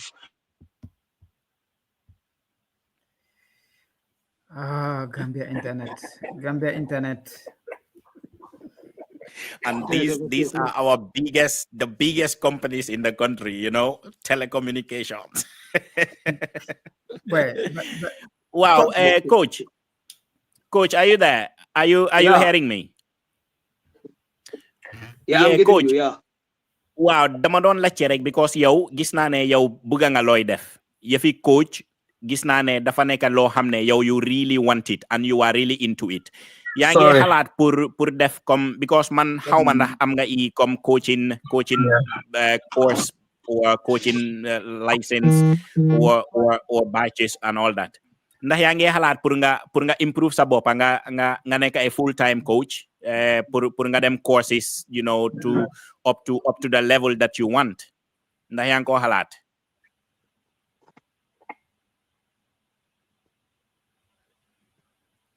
Wow, yeah, Lori Musis sideline. I don't This know was why. no plans here because Doronako, after job we made more time, a boycott ko. Osanga.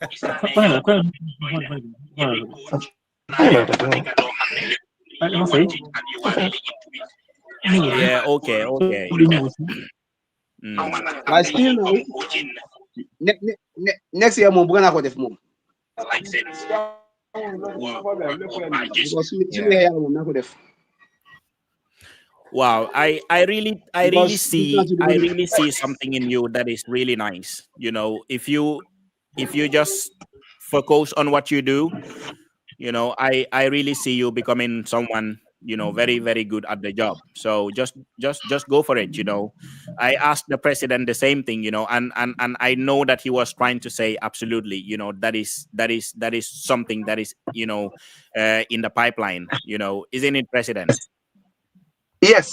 I'm a choice because I'm would say 1% of choice in this instance because mom like he said that we are doing a good job and I'm happy he and his technical side they appreciate the work we're doing and the same to us as well. I respect him. I know I can't do what he has done and most people can't do what he has done. Yeah, some people have talent and then God gives you certain things in mysterious ways and in very unique ways. Kudeka am talent, right? And in different talent. So man, I admire him and then I really wish him well. And then we all do. That's why you're asking this question. But one on one, and I've raised it in the meeting, and he knows I am serious because I don't joke when I say certain things when it comes to official and serious things. He knows.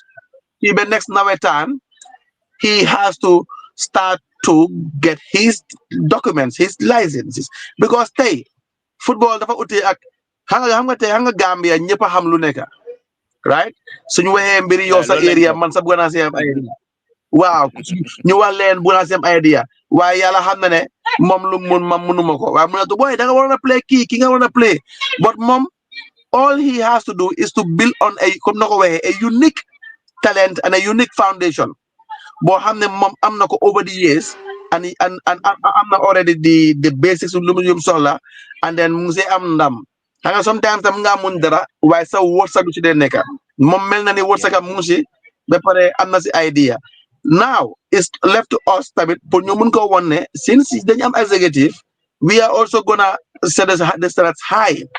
We don't want you to stop at this level. We want you to set the standards for Bilbao. You have already set the standards for Bilbao's football forever. It can never be erased. You and your team, what you have done can never ever be erased.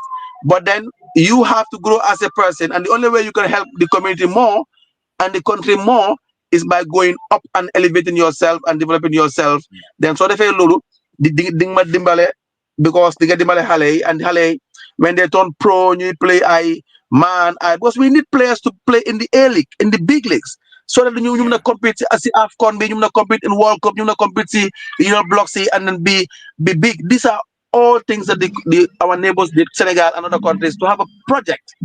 And to have a project, you must invest.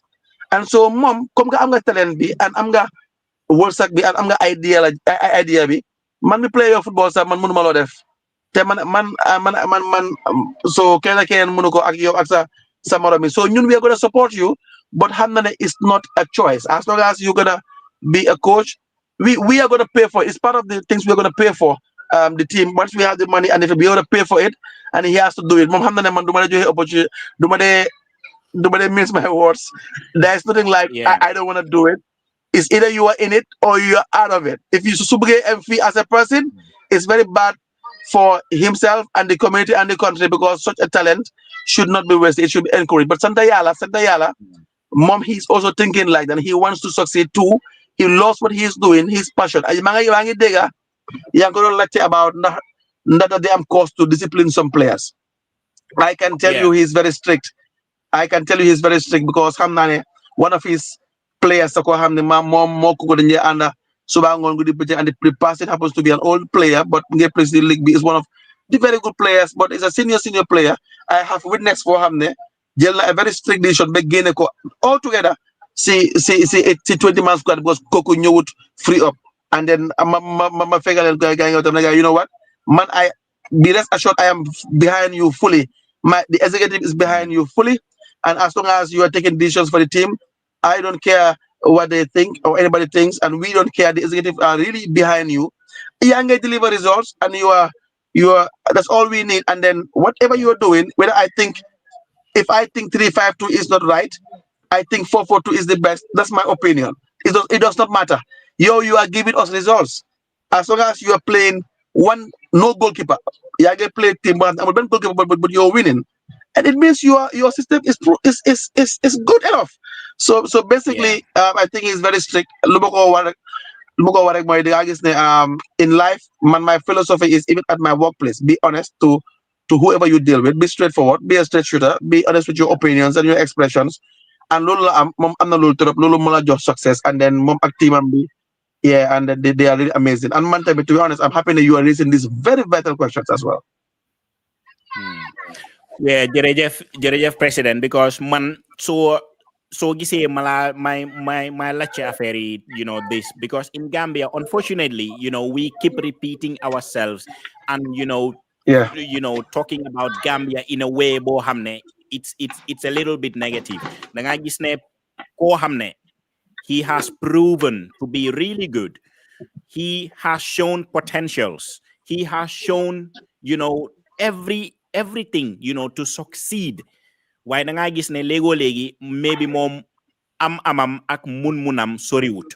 And you see people that can help, people that can just, lift the mobile phone. Just one phone call, makes a difference in your life. They wouldn't do it. because dañoo ragal ne okay, if I do it, this guy will be big, this guy would probably outgrow me, this guy would even do better things that I do, so ñun mentality boobu noonu daf ñu sonal, da ngaa gis nit mun nga ko war a dimbale si lii waaye doo ko def because of lan, yeah, like people don't care anymore. I think So that's the reason why I'm telling you, yo, if you guys can help the guy, because there is so much potential in him, So Mangla Jajefal, because the work that you're doing, to be honest with you, easy wood, Nawetan, unbeaten, not only once, not only twice, but like in 2 trophies unbeaten. That will never happen in Serekunda West. I don't think it will ever happen again. Even your team Bilbao, next season, obviously you should be expecting that someone will beat you at some point, because I don't think it will happen again. If it happens again next season, a whole Nawetan unbeaten, then everybody have to just close Serekunda West, because what are the other teams doing? The other teams have to improve. Nawetan, they improve every season. So man, I just wanted to ask you, Mr. President, finally, on my part. Next season is around the corner. Have you started trying to make even next season better? What are the things you are doing, that you're doing that you think will make even next season, better, at the Serekunda is the Nawetan grounds?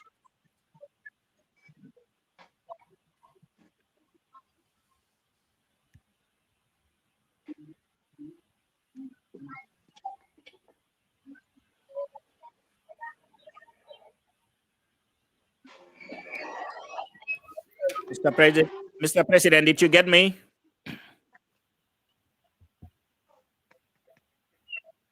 Coach, Yamadega coach. Yeah. Mana diga Again, you are very right. The farm records in football you have ne, do they know all the time? Even though you always want to repeat it all the time. Like go unbeaten to 2 different cups, several matches, so many matches unbeaten, get Nyali Cup. This Yeah, go ahead. very poor. Is either of the direct call or internet bila? No, it's the network, it's the network. Yeah. But why coach yow dégg nga luma doon laajte, right? Wow, yeah, dégg naa ko. Wow, yow next season foog nga ne di nga dem unbeaten, like on a whole season unbeaten. Loolu I don't think yow si sa boppa sax foog nga ne di nga ko mën a defaat. ñun suñu xool ñun suñu team bi ñu structuré team bi dafay jaaxal comité bi jaaxal yeneen suñu opponent. Okay, bye Patrick, Pat mu continue. Pat, can you hear us? yes. So Lubanon wa moy the farm records of the, like you said, do they happen all the time? So even though you're so gonna back and back, but we hope we're gonna do it again because we're gonna put in much more effort than we put this year, and then we hope we're gonna repeat it again. So you can repeat 10 times. We don't mind, but like you rightly said, your teams are gonna be more prepared, are gonna be more focused, and then all the things that we have faced this year, getting then you're gonna prepare. But we have just one thing to do: preparation, preparation, preparation. Focus, focus, focus. Being together, working as a unit, working as a unit. We have one common goal. We don't have any we should not have any individual interest. Just one common interest. And then lu ñu war a def lu football like ñu jokko ko. Then su ko joxee ku nekk def sa 110%, and then the rest du bàyyi ko si yàlla, because At the end of the day, my philosophy has always been anything I do. Once I feel like I have been enough of what it is required, then I'm happy with any result because I'm not join us 110%. The only thing I do not get happy with is when I know they def my enough effort in something. So suma computer here, man, I'm a very when I lose, I'm good. I don't like losing, but when I win too, I'm okay because the rest is destiny. But apparently, I make sure that whatever I get into, I go on it. So football room like the yep, you have preparation, trying to raise funds, trying to get the players' mindset, trying to give support to the coach and the technical side, early preparations in relation to training, early preparations in relation to raising funds, and so on and so forth. Once you do all of these things, and because fan club in New Zealand give support to the team, and then the players' mentality, their state of mind, the everything that they require. So the rest, mom, we just have to allow the works, Yeah. and working really hard is what successful people do. So we succeed in life. There are no shortcuts. Then I want to just do what required of you, and then sometimes for us, I can assure you, ne, we're gonna double up. Duñ noppaleku. Man, I am here to make sure ne, I stand by my team. Suma executive, they are so hardworking as well, and then technical side be and your handlers are they're just around to make sure that they give their best. I mean, you'll be surprised to see technical side. Very outstanding. Yeah. Yeah, Patrick, just finally, Sumala Dege, all you need and all you want from the team is just their dedication, their Mhm. commitment. Whatever they Yeah, need, whatever it is, lo hamne, it's about administration, whether it's funds, like sponsorship, everything that they need on a match day, during the whole course of the season, nañ la ko bàyyee yow, you will sort that out. But what you need absolutely. from them, let them just give their 100% on the pitch, because lola people lego legi, we know that we cannot win every match. Lolo Right. is impossible. We cannot win every Mhm. match. But at the end of the day, what hurts is that you know that you have lost a match, but you haven't given 100%. Lolo more they gonna Yes. nahari si hall than losing the Mm. match itself.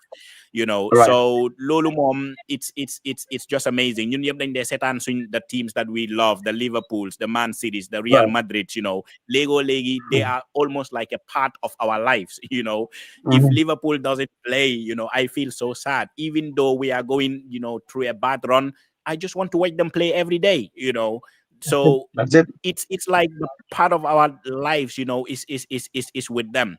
So Mangla Jajifal see, this man, I think every Nawetan team, they should take something from you guys. They should take something Thank you. from you, that is doing everything possible to make sure that this team, are on the right track, they are on the right Thank path, you. and they don't lack anything. You would do anything for them just so that they are committed on the pitch. But finally, win and the double, everything is now gone. Wahbi yeb legi, everything has subsided. Um, have you gotten, like, tell me the difference now, before the Nawetan started and now that you have the double and the exposure and everything, now tell me what's the difference? What have you taken from this season, and what has this season, done for the team, that Bilbao is it more exposure now? Is it more recognition? Is it now that you will be smiling to the companies, if you will be asking for sponsorship, because you know that you have something to offer them and tell them, to show them, this is who we are, this is what we have done, and if you do this for us, we will do this for you. So I just want you to tell us the difference between before and now, and what it has done for you. Yes. I mean, like Cristiano Ronaldo, even though nekkul suma superstar. If he advertises your business, you know how many people are following Cristiano Ronaldo, and so Yeah. the companies are gonna rush to him to get them wear in Nike or Adidas or whatsoever, because they know what they're gonna get with the guy. If Michael Jordan Yeah. is with Nike, you know what you're getting, right? So man, Yeah. all I wanted and the executive all they wanted was to make sure new place swing bopper at a level bo hamne we can now bargain with anyone.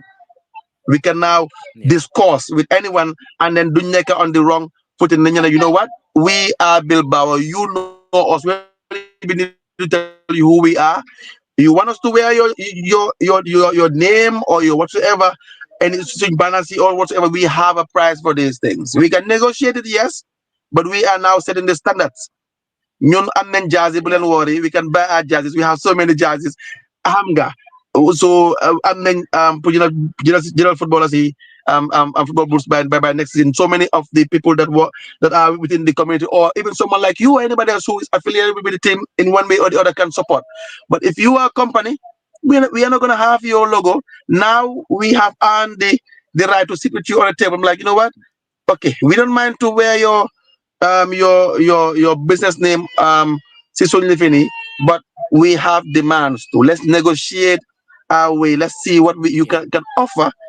Put new what lena advertise, and then per man, whatever we offer, whatever we ask them to give us, they have to understand it is even not halfway what they're gonna get from us. I know as a lawyer, Mm. I know if I advertise for you how much you're gonna get from me. I know right Yeah. now Gambia, yep, they know Bilbao. You know what I'm talking about. So I'm Yeah. not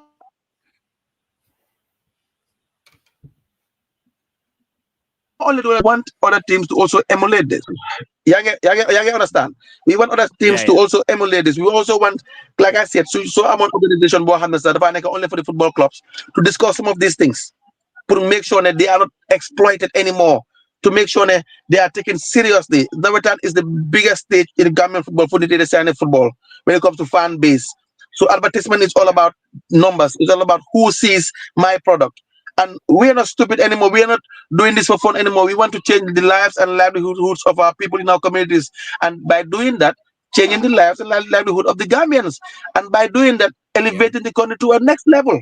So therefore, companies see they have to start to know that they are not dealing with people that are stupid anymore. They're dealing with serious people. So man, Yeah. it's not only Bilbao. We're gonna be the pace setters. We're gonna be the record, the pace setters. But then we want other teams to make sure, because it's a country's thing. Not only Ben community. We so that you have no. Yes, didn't engage companies then find new ways of doing things. We're gonna find new ideas, talk to people like you who know football a lot. But then now we have Yeah. earned the right to sit on the table and negotiate with our ways out. Yeah. Ba pare man, like lu ma doon xalaat Patrick mooy, look, sponsorship is like different ways. If a company wants you to wear their jerseys, lolu is like a whole sponsorship. It should be like a Right. whole package. Understand nga? Yes, yes, Why yes. you can have your own jersey, but a company can say, okay, we have $10,000. Xam nañ ne probably lolu is nothing. Lolu in one camping, $10,000. I don't think it can be enough one Mhm, camping. Lolu mhm, is next to nothing. mhm, Why, let's say company mu ñëw with, let's say, $25,000. Lolu is not enough pour ngeen sol guys and whole jerseys with the mhm. logo, with everything. No, $25,000. You can just say, okay, we can have your logo here. Right, Understand nga? right, Just like right. Jensen own jersey, but you can have the Yes, logo right there on the yes, arm. Exactly. yes. Benen company mu ñëw with $100,000. Okay, we can have your logo here, like a little bit Mhm, bigger, because mhm. the bigger the money, the bigger exposure loolu lañ war a am. Why you don't Thank you expect very much. ne just okay, we will give you our whole company jersey. Lulu samo genab Lulu is the biggest advertisement you can ever get. A whole company's jersey. Nga sol ko. Nga sol ko. You don't need no you don't need to even write I'm, anything on the jersey because just the jersey speaks for itself. Lulu, you I'm, cannot I'm, get it for 50,000. Before, I'm telling you, 20,000. Man time bumane kon Gambia. If you have given my Nawetan team 10,000, I'm telling you, or 8,000, we will wear your whole company jersey. We will wear the socks. We will even put on gloves for you. yes, you yes. know. But I'm, the game have I- changed. The game I'm have happy. changed. I'm happy. I'm happy. I'm happy the Yanko race and there are audiences in this show. What you are doing, young educate niti. We are not like def right now. You're gonna educate niti, and man, I'm happy. See, issues you only make the race day. You'll be surprised. Ne? I'm telling you, free of charge. Things you are raising right now will be what will decide Gambian football and eventually Gambia's success in sports, among other things. The way the footballers see themselves, the way the clubs value themselves, and so value somebody sa lifin dina egg, and Yeah, so therefore ham nga dinga dafa develop Gambian football. So noko way ak noko segregated. That's how football works.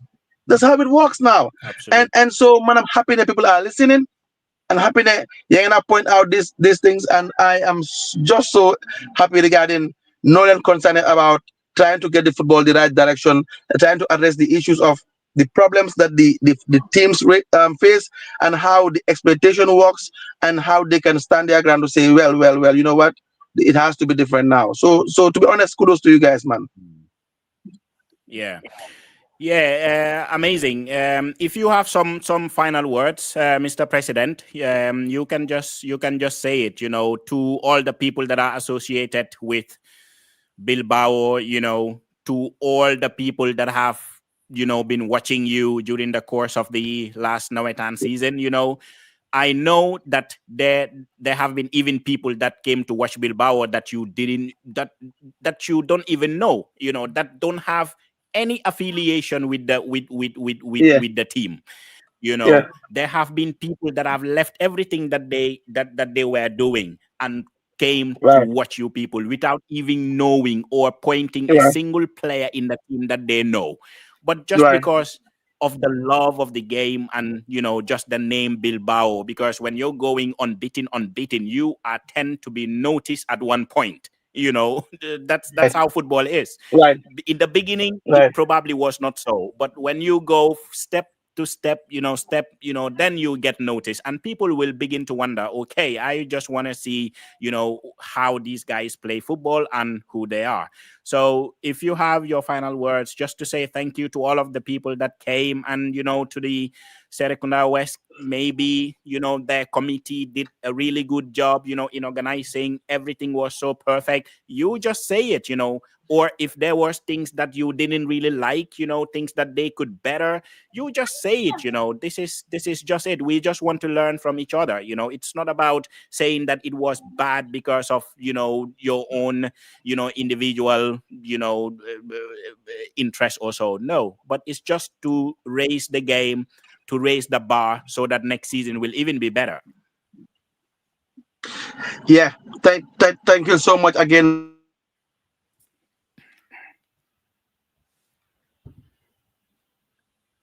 That you don't have an obligation to do this.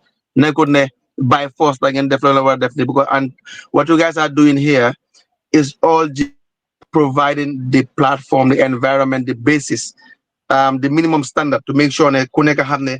Let's try and do things the right way. So if I Yeah.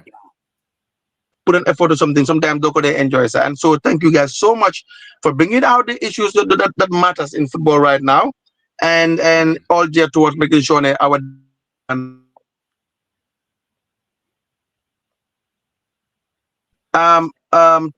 executive Bilbao did a tremendous job. I thank all of them, the technical side and the people that affiliate with the technical side as well.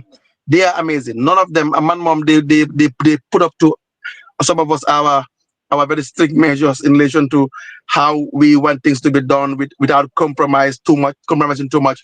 So we thank all of them. They I can't name any anybody. So the man ñoom xam nañ seen boppa. Yeah. So we thank them for giving endless support, endless support. Technical side, they have been wonderful. They have been wonderful. Fans club, football can't go without any of this. They have been amazing. Mota Luga like that, you support so amazing.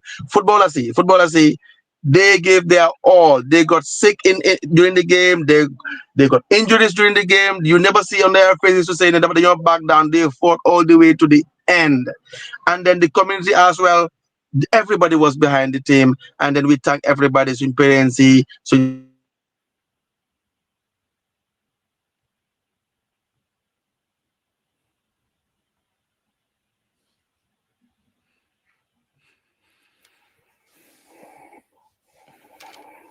President, are you there? Network bila nañëwaat network bila. Yeah, it's amazing, how Gambian football is, trying to improve and, go yeah, to the next level. am I It's here? just Am I here? beautiful. Yeah. Yeah, now you are back. Yamadiga. Go ahead. Wow. Yeah, You are back. so I was saying like thank you to everybody that is affiliated with Bilbao first, and also ñoo xam ne comme looloon race da nga dégg to the team bi rek nga like ko because of what it is doing. We thank you. You are part of us the same way we are part of you. We value you the same way we value ourselves, because everything is geared towards. So su fi benn player jógee or ñaar ñetta ñu nekk professional and they play for the national squad, it's for Gambia, not Joshua, not Yeah. Bilbao. So we thank you for appreciating us, and we appreciate them and we value them. While they are all part of the bigger family of Bilbao. We're so wide and big now. To the Serakunda West as well. I'm with Lloyd to don't have mistakes. I tell people that I work with man every single time I do some things, I make mistakes. No matter what, you do things you have done for the past 20 years, you still make mistakes, and there's always room Yeah. to improve. And so, Serakunda West definitely a lot of work that is positive, but they also need to just take time to reflect on how they can also improve on their weaknesses. For instance, the pitch can always be better. Our idea about how these things work, but they know, since they are what the ones in charge, they know what they can do to have a better pitch next time, so that if they enhance better football, so that they fans they want to watch a more spectacular football as well. The dressing room as well, they can make it always better, always more hygienic, more conducive and hygienic for the toilets as well. They can work on these things, but overall, they have done a very good job. They've done a very good job, and then all of us need to say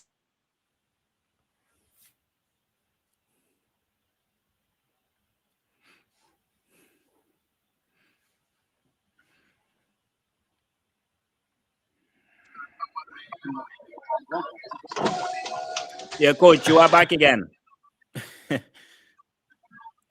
Yes, you said they Hello. could be better with the dressing rooms, right?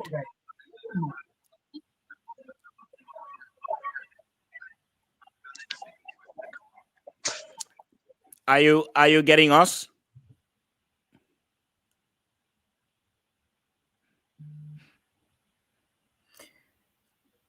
Loolu la de Yeah. ñun ñi lañ yaakaar de. Gambia Van. suñ telecommunication company yi. yeah, but Hello. Patrick, are you Naka. back? Yeah, you were Sorry, I talking was out. about that. Yéen ma dégg léegi. Yeah, ñu ngi Wow. laa dégga. Waaw, nga ne seen dressing room si dañ ko war a improve. You were there.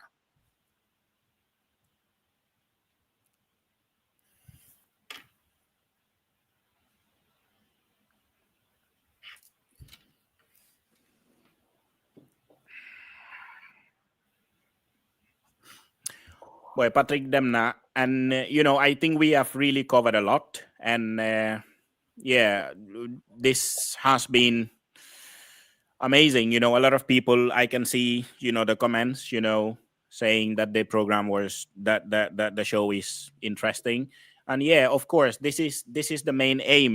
Bringing people here, talk about Gambian football. any way, anyhow, we can elevate Gambian football in our own little way, in our own little contribution, I am it's back now. worth it. Yes, Patrick, you are back. And you were saying that the dressing room needs some improvement, right?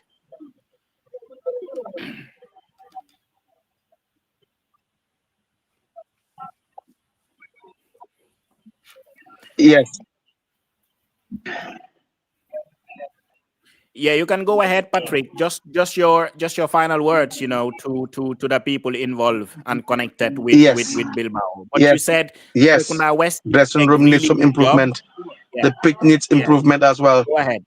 Mm, Overall, they've done a very, very good job. I really thank them for the dedication. They are very, very professional. I know they also have some of their own challenges as well. Danyugi, I believe it's a new executive. I know they know some of these problems, and I know they want to work on it as well. And so they have our support if they want us to support it anyways. I mean the teams as well. But yes, overall,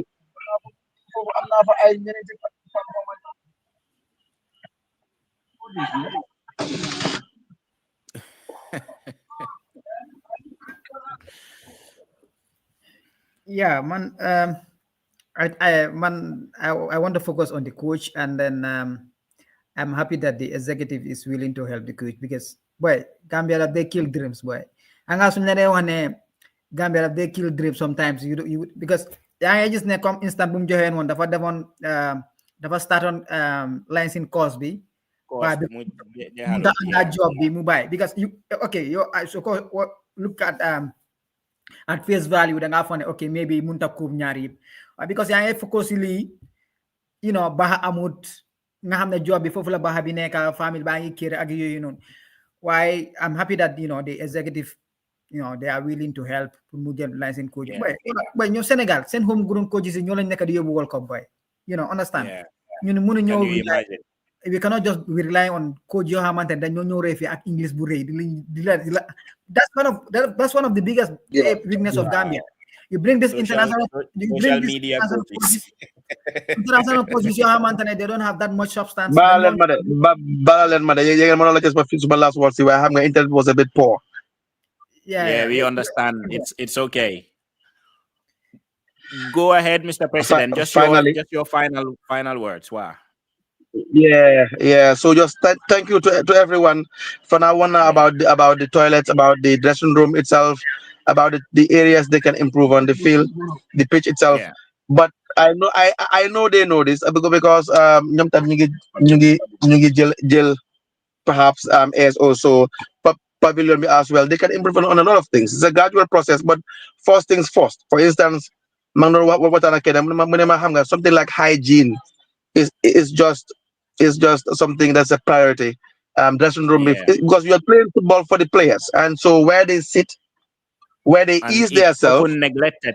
Hygiene is often Yes, neglected. To be honest, in our yes. dressing room, Man, toilets. man dama demal suma doom bi 6 year old ñu ne ma mu ne ma dama bëgg a seven si final bi ñu ne ma yóbbu ko si dressing room bi bu ma fa duggee to be honest I am like I'm like oh my god and so I know they're gonna fix it. I like you said, they're gonna fix it, but it's good. It's good. It's good we talk about this so that they know they are amazing people there in the executive. I mean, they treated me very, very well, and the team and the players, and they're so nice. They're so respectful. But they like I said, we all have areas we can improve on. I Yeah, have a lot of things I have to improve on individually and collectively with the people I work with. Sometimes they shouldn't be shy to know that we are impressed on so many areas, but not impressed on some few issues that are very paramount, like the things we have mentioned.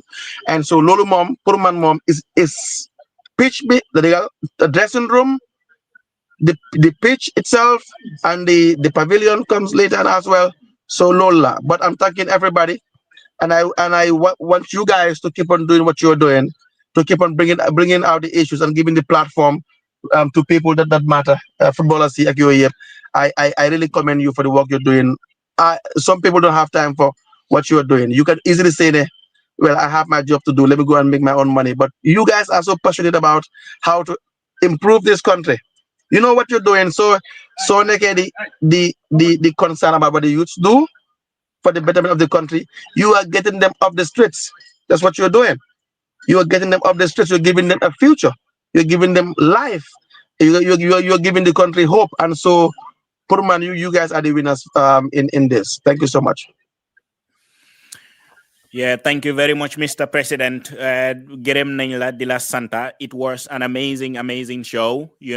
Don't hesitate if you have any concerns. Anything that you want to talk about on Gambian football.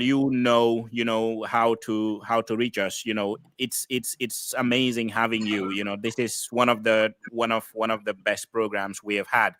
And thanks to you that you have spoken very well, and with your drive and your love for football, and Thank you. even doing something else professionally, it's Thank you. not something that is easy. So we want to commend you, and have a good night. Last, man, let me also give my Okay. final part. Because man, I'm very much passionate about this Bilbao team going to the third division qualifiers. Because man, luma munti understand moy a community as big as Serekunda munta am second division team. Serekunda munta am fourth division team. I cannot understand that. So why Boy, Bilbao fu ñu jógee xanaa fan Bilbao fana Joshua lañ jógee saytu Joshua lañ Joshua, right? waaye New Joshua, okay. jinga Joshua ak Serekunda yooyu noonu ba they have lot of talent. Time They boobu have noonu hidden gems, I'm telling right. you. maa ngi laa wane time bu ne Hidden. am na time bu ma daan football dañ ne am test match ak benn team yi Joshua gaa ngi am ñoom play ñoom Tina boy ñi suñ la téye si flanc bi boy waaye di think at some point talent boobu yee decorate because da ngaa dem ba mag nga xam ne okay lii it's not forthcoming. Understand nga bàyyi ko dem war a seetlu waaye I really want to see them in the third division qualifiers comme Patrick bi nga ko waxee rek this time raw na leen waaye next. Thank you so much. Thank you very much. I definitely want to see them in the third division qualifiers. And then, So naka léegi mu mën a dem, right? Well, thank you so much, right? Yeah, thank you, Patrick. Thank you very much, Mr. President. Thank you. Yeah. Balen dulu way dada ko fa. Pros. Bal lu ma bud bi. Bagas ma bagal. Bye. So, base, exactly. It's important. Boy, mënuma understand Serekunda munta am team boo xamante ñu na li Serekunda United la boy ak Serekunda nu bare boy yu am football gay amoon nañ team boo xamante ñu ngon second division fourth division waa team bi amutoon support team bi deena da nga gis player bu jóge Serekunda di dem player Brikama United Brikama bu jóge Serekunda di dem player team bu nekk Banjul understand boy yaa nga am community boo xamante you have talents grow support them understand Joshua munta ñaaka team boo xamante but di nga loolu moo di indi derby loolu moo di indi bépp JFF that will even help the league. Let's say ñu ne tey Serekunda United boo xamante community team la moo wala play ak Brikama United biiri West understand nga fans yëpp because anga soo waree dem transportation bi dafa bari fay pass ak yooyu noonu waaye war a biiri West Serekunda yëpp ñëw feesal pack bi yow it boy football bi dafa groupe dégg nga loolu get ticket si loolu la nekk loolu moo ñëwee waaye yooyu boy dara boy understand so we see more of individuals buying teams which is very good why we also need community. If we have the Serekunda United am Joshua United understand am nañ Banjul United so waaye Banjul United boo xamante ne it's not that jaru ñu dugg si waaye look at Brikama United soo waree dem prix Brikama di nga xam ne te Brikama lañ nekk di player. You need to be well prepared because you know that you're going to the box bar, because box bar obviously it will pull the crowd, but base yo no koron wahe is very important. To be honest, man lego legi suma hole the people that I used to know before that I thought, hey wow, key is so talented, key dafa garao, key dafa he will go to higher heights. But today, if they tell me, lalaki di def, ak man fumako naton, ak man fumako like the vision that I had, ne ki fila mo aga, ak tay, suma dege lumo def or whatever, you will be anyway, man legi dara duma de surprise sa si affaire Gambia anyway, but sayara mo de daw, understand nga? Comme sayara mo de daw, because a player bo hamne, boy gis nga look. players, if you don't give them the right attitude, the right mentality, the right discipline, the right, like all the things that a player need, you need to, do that.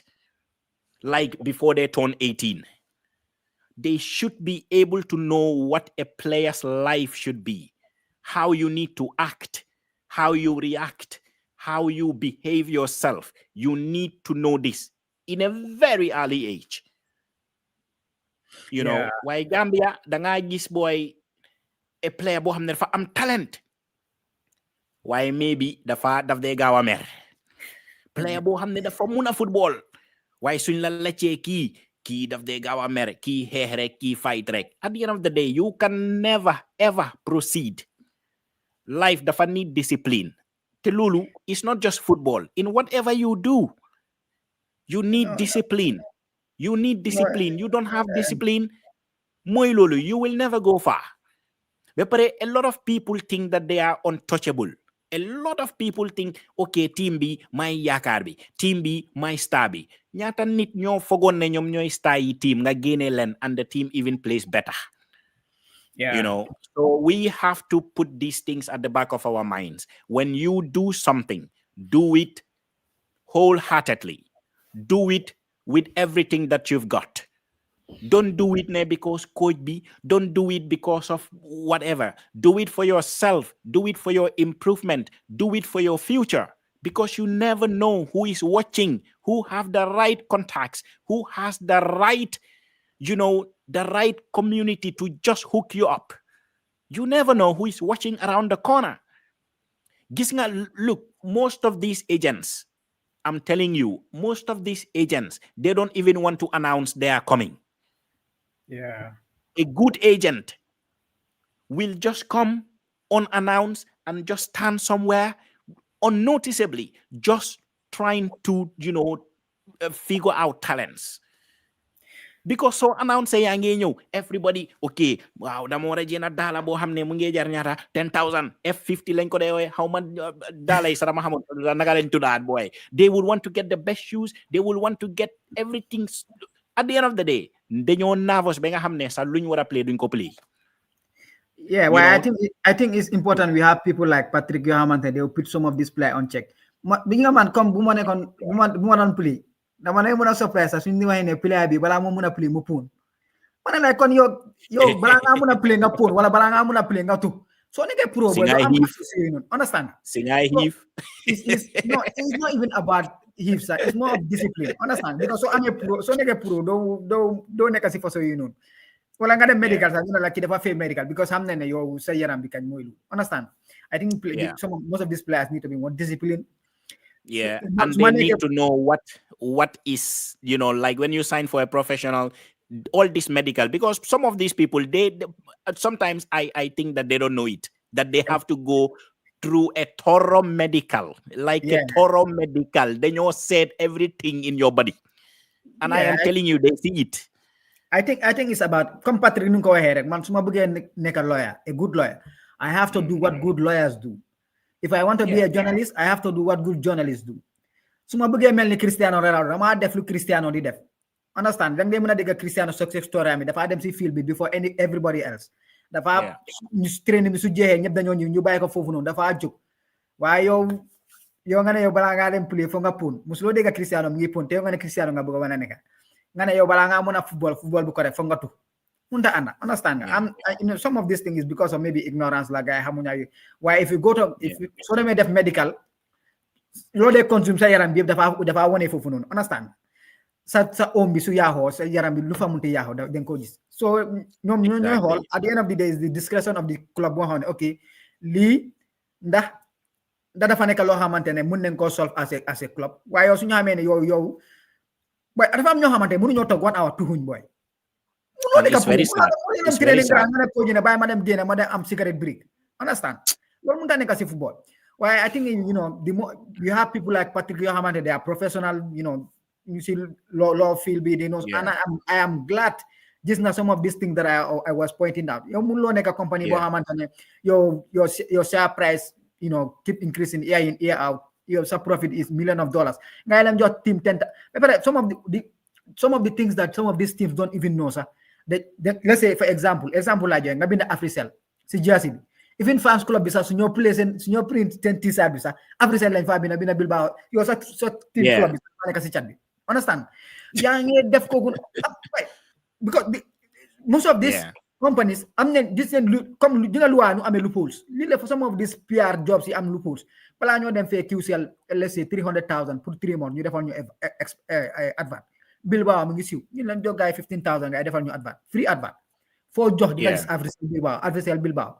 So in ordinary Gambia bi seen biir mind bi dañoo gis ne ok Africell ñu ngi support sport. Understand na?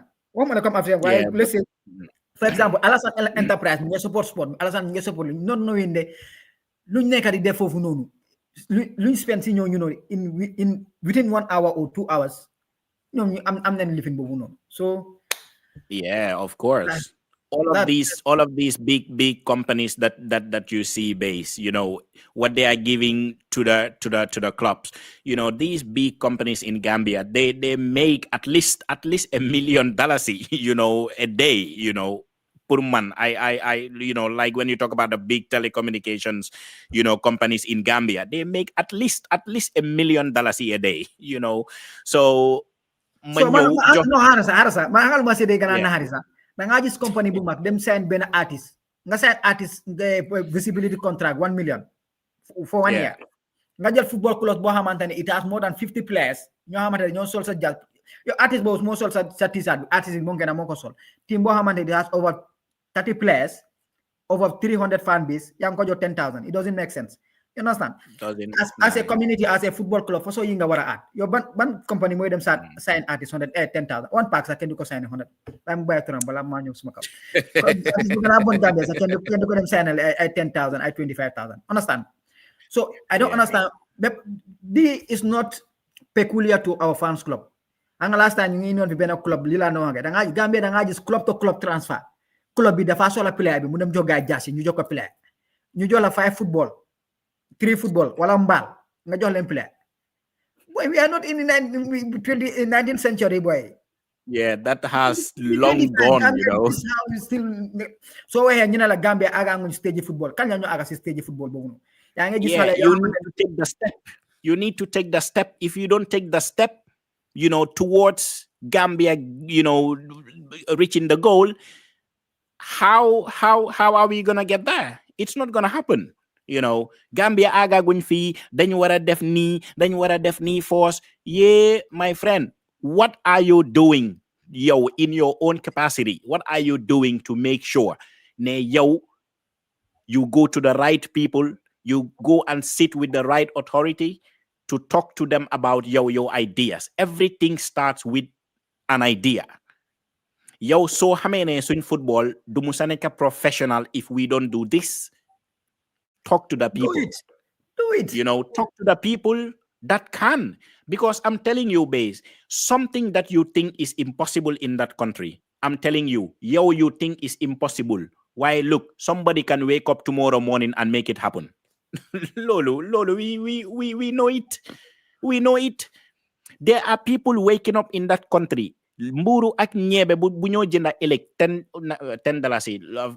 I don't think so. Legi mburu ak ñebe ñaata la 25 maybe, right? No, dafa yegg de nga 40 dila. Ay 40 dila. Okay. Good. $40 mburu ñebe boy leka elek $40. You are thinking about it. I'm telling you, there are people waking in that country. They can spend 40 million just like you are spending $40 in like bread and ñebe. No, why? I think we need community support. Boy, man man buy football le. Boy, ya play every time. Da nga ram koto bora mo la sumaraka stanga. Sumaraka ni. Boy, ba amut. Ono stanga do manek mo di amba. Ono stanga. Nga dem kër boy nga fekk boy maire ba nga struggle, dad ba nga struggle. Nga taw ba nga start sa living korget bi start di sena. Every small madam job train. Boy, nga boy li boy. So most of this da nga tok rek nga diga boy say moy mo dafa baye football lolou la boy because boy support bi neku fa why so gisee benen do bu garaaw ci koñ bi community bi xamna ki na leka xaliss football wala minte fu mu nekk ni ba côté ku nekk mëna la suma way la won Hi, legi bahari ti ñep la di. It's back on the high. Seriously. Minte suma way la time you're not under train. Understand? Yeah, feka musulo anda mom train sa. Yeah, we live in that type of society. Society bo xamantene the Yeah. only time they appreciate you moy so Is when succeed. you make it. That's the type of society that we live in.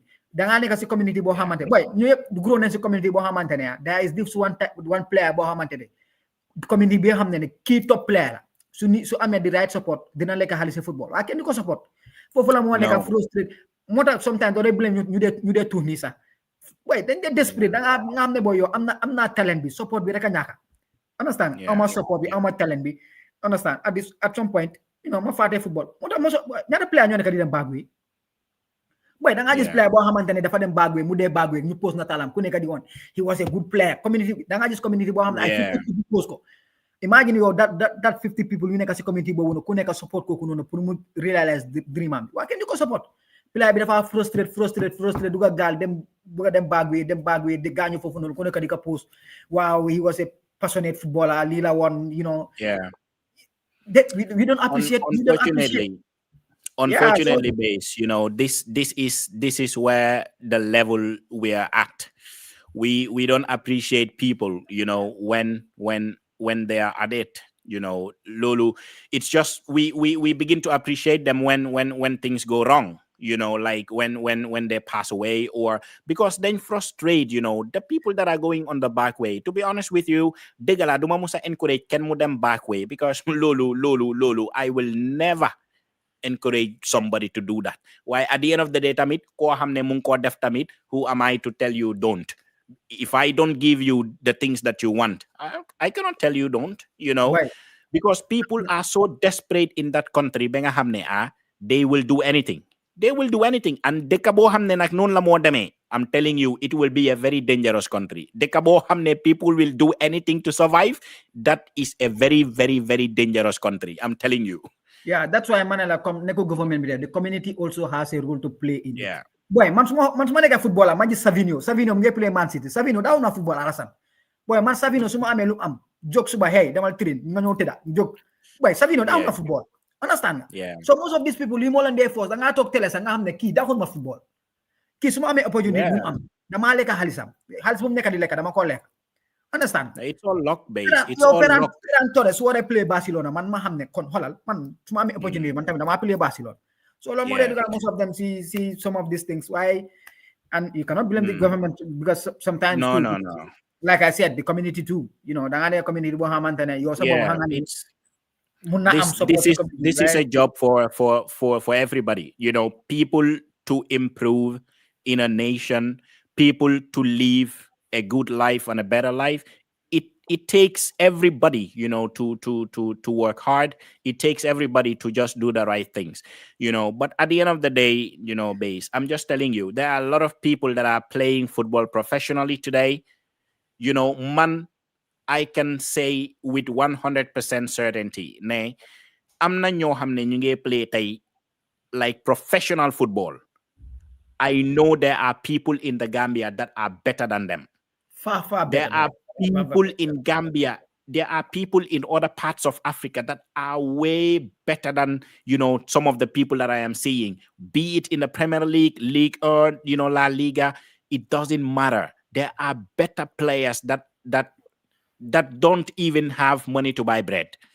Why xam nga luta? Because legi football tamit lock la. Understand nga lu ma mean? Degala, look, Minte is doing really well. He is a superstar. He is really good. But Base, I'm telling you, Minte lucky na mu nge play Brighton. But I'm telling you, you cannot tell me there is no player in the Gambia at the moment ko hamne is not even very close to Minte or even better than him. There are people there. But that is why no, kama jola ben example. Jinga, for example, today Gambia su demee under 17 AFCON or under 17 World Cup, Senegal, the same players. Let's say Gambia, Senegal stop round of 16, Gambia them final. The same players in next 2 years, just 50% of those Senegalese players see Pro League. The man said Gambia some team bu aga final nga xool. Most of them buying football or they're on back in the first division. Sénégal la ñu ëppale woon loolu la ñu ëppale léegi Sénégal seen community they help talent. Yeah. Understand? And Senegal, They help there is each other. structure. Senegal, there is structure. Structure, There are exactly. football But why the schools, thing is, they structure take boobu care of noonu their players. boy, nobody will come outside and do that structure for us. Boy, I keep saying this. Gambia, bu ñu am under 17 ñoom Ous Diallo, ñoom Zico. Senegal, seen under 17 ñu daan qualified sax. Understand? Yeah. Look at them now. They are playing World Cup. Yeah, of Look course. at the You play. just look at Understand? Senegalese players around the world where they are today.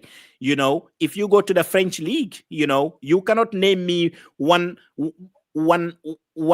team, in the French league, even it's not like this biggest like PSG and all that. But any team you can point to a Senegalese player, somewhere. Exactly. Talk about that the Division 2, if you look at all the teams in Division 2, you can point multiple Senegalese players. They are there. These players, they have the good structure, they have the good education, they have the discipline, and that is why they are where they are today. Nekune Gambia, we cannot have it. We can have it. And that is the reason why we entrust people with our football, and all of these things. When you vote for people in places of position, you need to think about these things. Why, unfortunately, Gambia, when we do that, we don't think about the future. We just think about today, and it shouldn't be like that. It's so unfortunate. It's a shame, that we have to talk about this, because Senegal, to be honest with you, when it comes to sports, look, they are ahead of us. You cannot tell me one thing that we are ahead of Senegal. Unfortunately, But any category, because they are way above. lu ma munti understand mun loo maa wax ne Gambia amuñ benn striker boo xamante ne is at Nicolas Jackson level mun loo ma ko wax boy munu ma ko gëm. No, Jackson obviously. non mun loo maa wax ne Gambia mënuñu am footballer boo xamante ne striker boo xam ne is at Jackson's level amut. ñu ngi amee striker yoo xam ne ay support ba leen amul boy. Gambian la di. Fan la nekk di play? Is it not the same support that I'm talking about? The same Gambian la def waa Banjul la. You think if Jackson, anyways, I don't want to go there. Right? Dama la nekk di wax ne Jackson is Jackson today because of Senegal. Yeah, obviously, of course. So that's where he. Yeah. Boy, base. Anyway, watan bi, Dumusaje. That's it. Right. There are a lot of things that we can talk about, all through the night. Why, at the end of the day, we will just come back to the same thing. The structures should be in place. The players need to be disciplined, because it's the only way to success. It's the only way to success. Man, I was in Gambia. When it comes to football, at least num tuti, num down. Gisna, degana. I have been, si filbi. I know what is happening. At least the time I have been there. Yeah. Things can change. Why, at the end of the day, whatever we do, we need to know that we have to do it better for the children, like for our children, for the boys, for the girls that have sports as the only hope, as the only way out. In anything that they do, we need to look at these people. Yeah. We owe them a lot. We owe them the sincerity. We owe them the enabling environment to be able to achieve their dreams, to achieve their goals. We are not saying that every dedicated player will go on to play in the Premier League. Obviously not. That's not going to happen. Everybody cannot play in the Premier League. But give them the enabling environment. Give them the opportunity to at least try out for themselves. If they cannot, if they fail, and then they will know that, okay, we tried, we failed, and okay, that's just the life that we are living in. Nobody can succeed like 100%.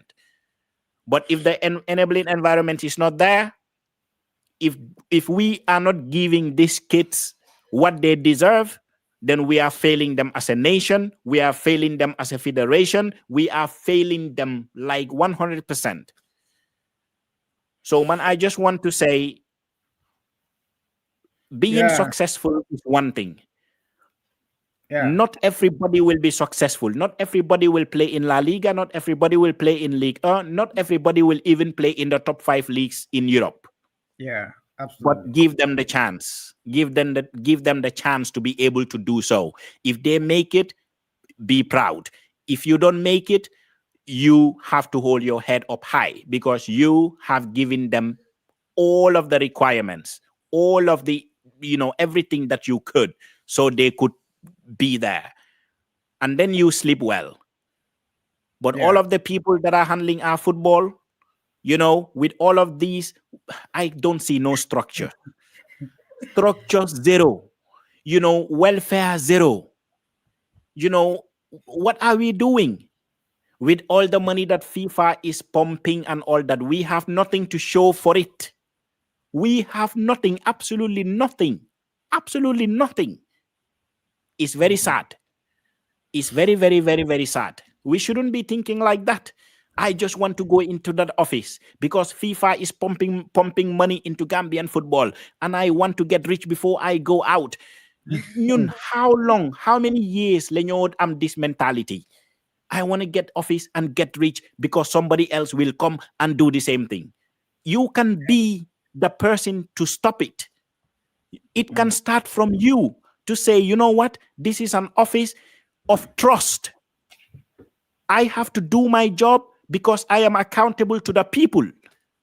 You can be the first to do it. But yeah, this is just it. It's very sad and embarrassing sometimes when you talk about Gambian football, because this level that we are at today, to be honest with you, we should have been way past this, beyond this, But yeah.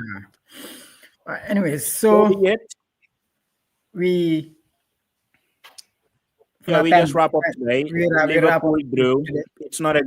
It's not a good night for me. I don't know if they have sacked Arne Slot or not. I haven't been on Twitter yet.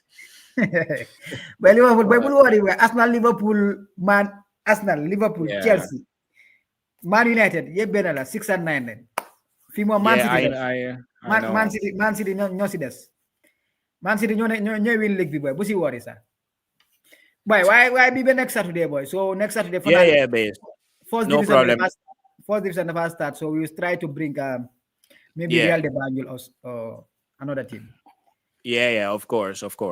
Yeah. Okay, viewers, Thanks night. everyone that has been watching, and we will be back on Saturday the same time, 7 p.m. Gambian time. Bye. But wait, Salam we attack same coach bi de. Boy, lo la gis ni walay mu ne hawma daf ko throw under the bus, right? No, why Salah has not been performing, boy. Salah and that the club has broken their promises made to him. Promises? He said What that Brighton promises? might be his last game for the club.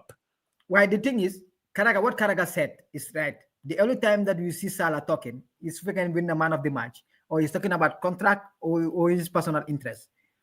Why at this personal at this current situation, you should not be talking about it's not be about you, but it's about the team. Understand why Salah? I don't know what's wrong with this Salah. He said that the club have broken promises to him. I don't understand what promises. We gave you a 2-year deal contract with a record wage. Can you imagine? You haven't been performing. So what? The biggest mistake that Liverpool made is rejecting 100 million from Saudi for Salah. I'm not in January. If there is, but I think he's going. I think he's going this January. But they are not gonna get 100. Maybe perhaps 50. No. I don't think so. Even 50, if we get it, it will be a steal.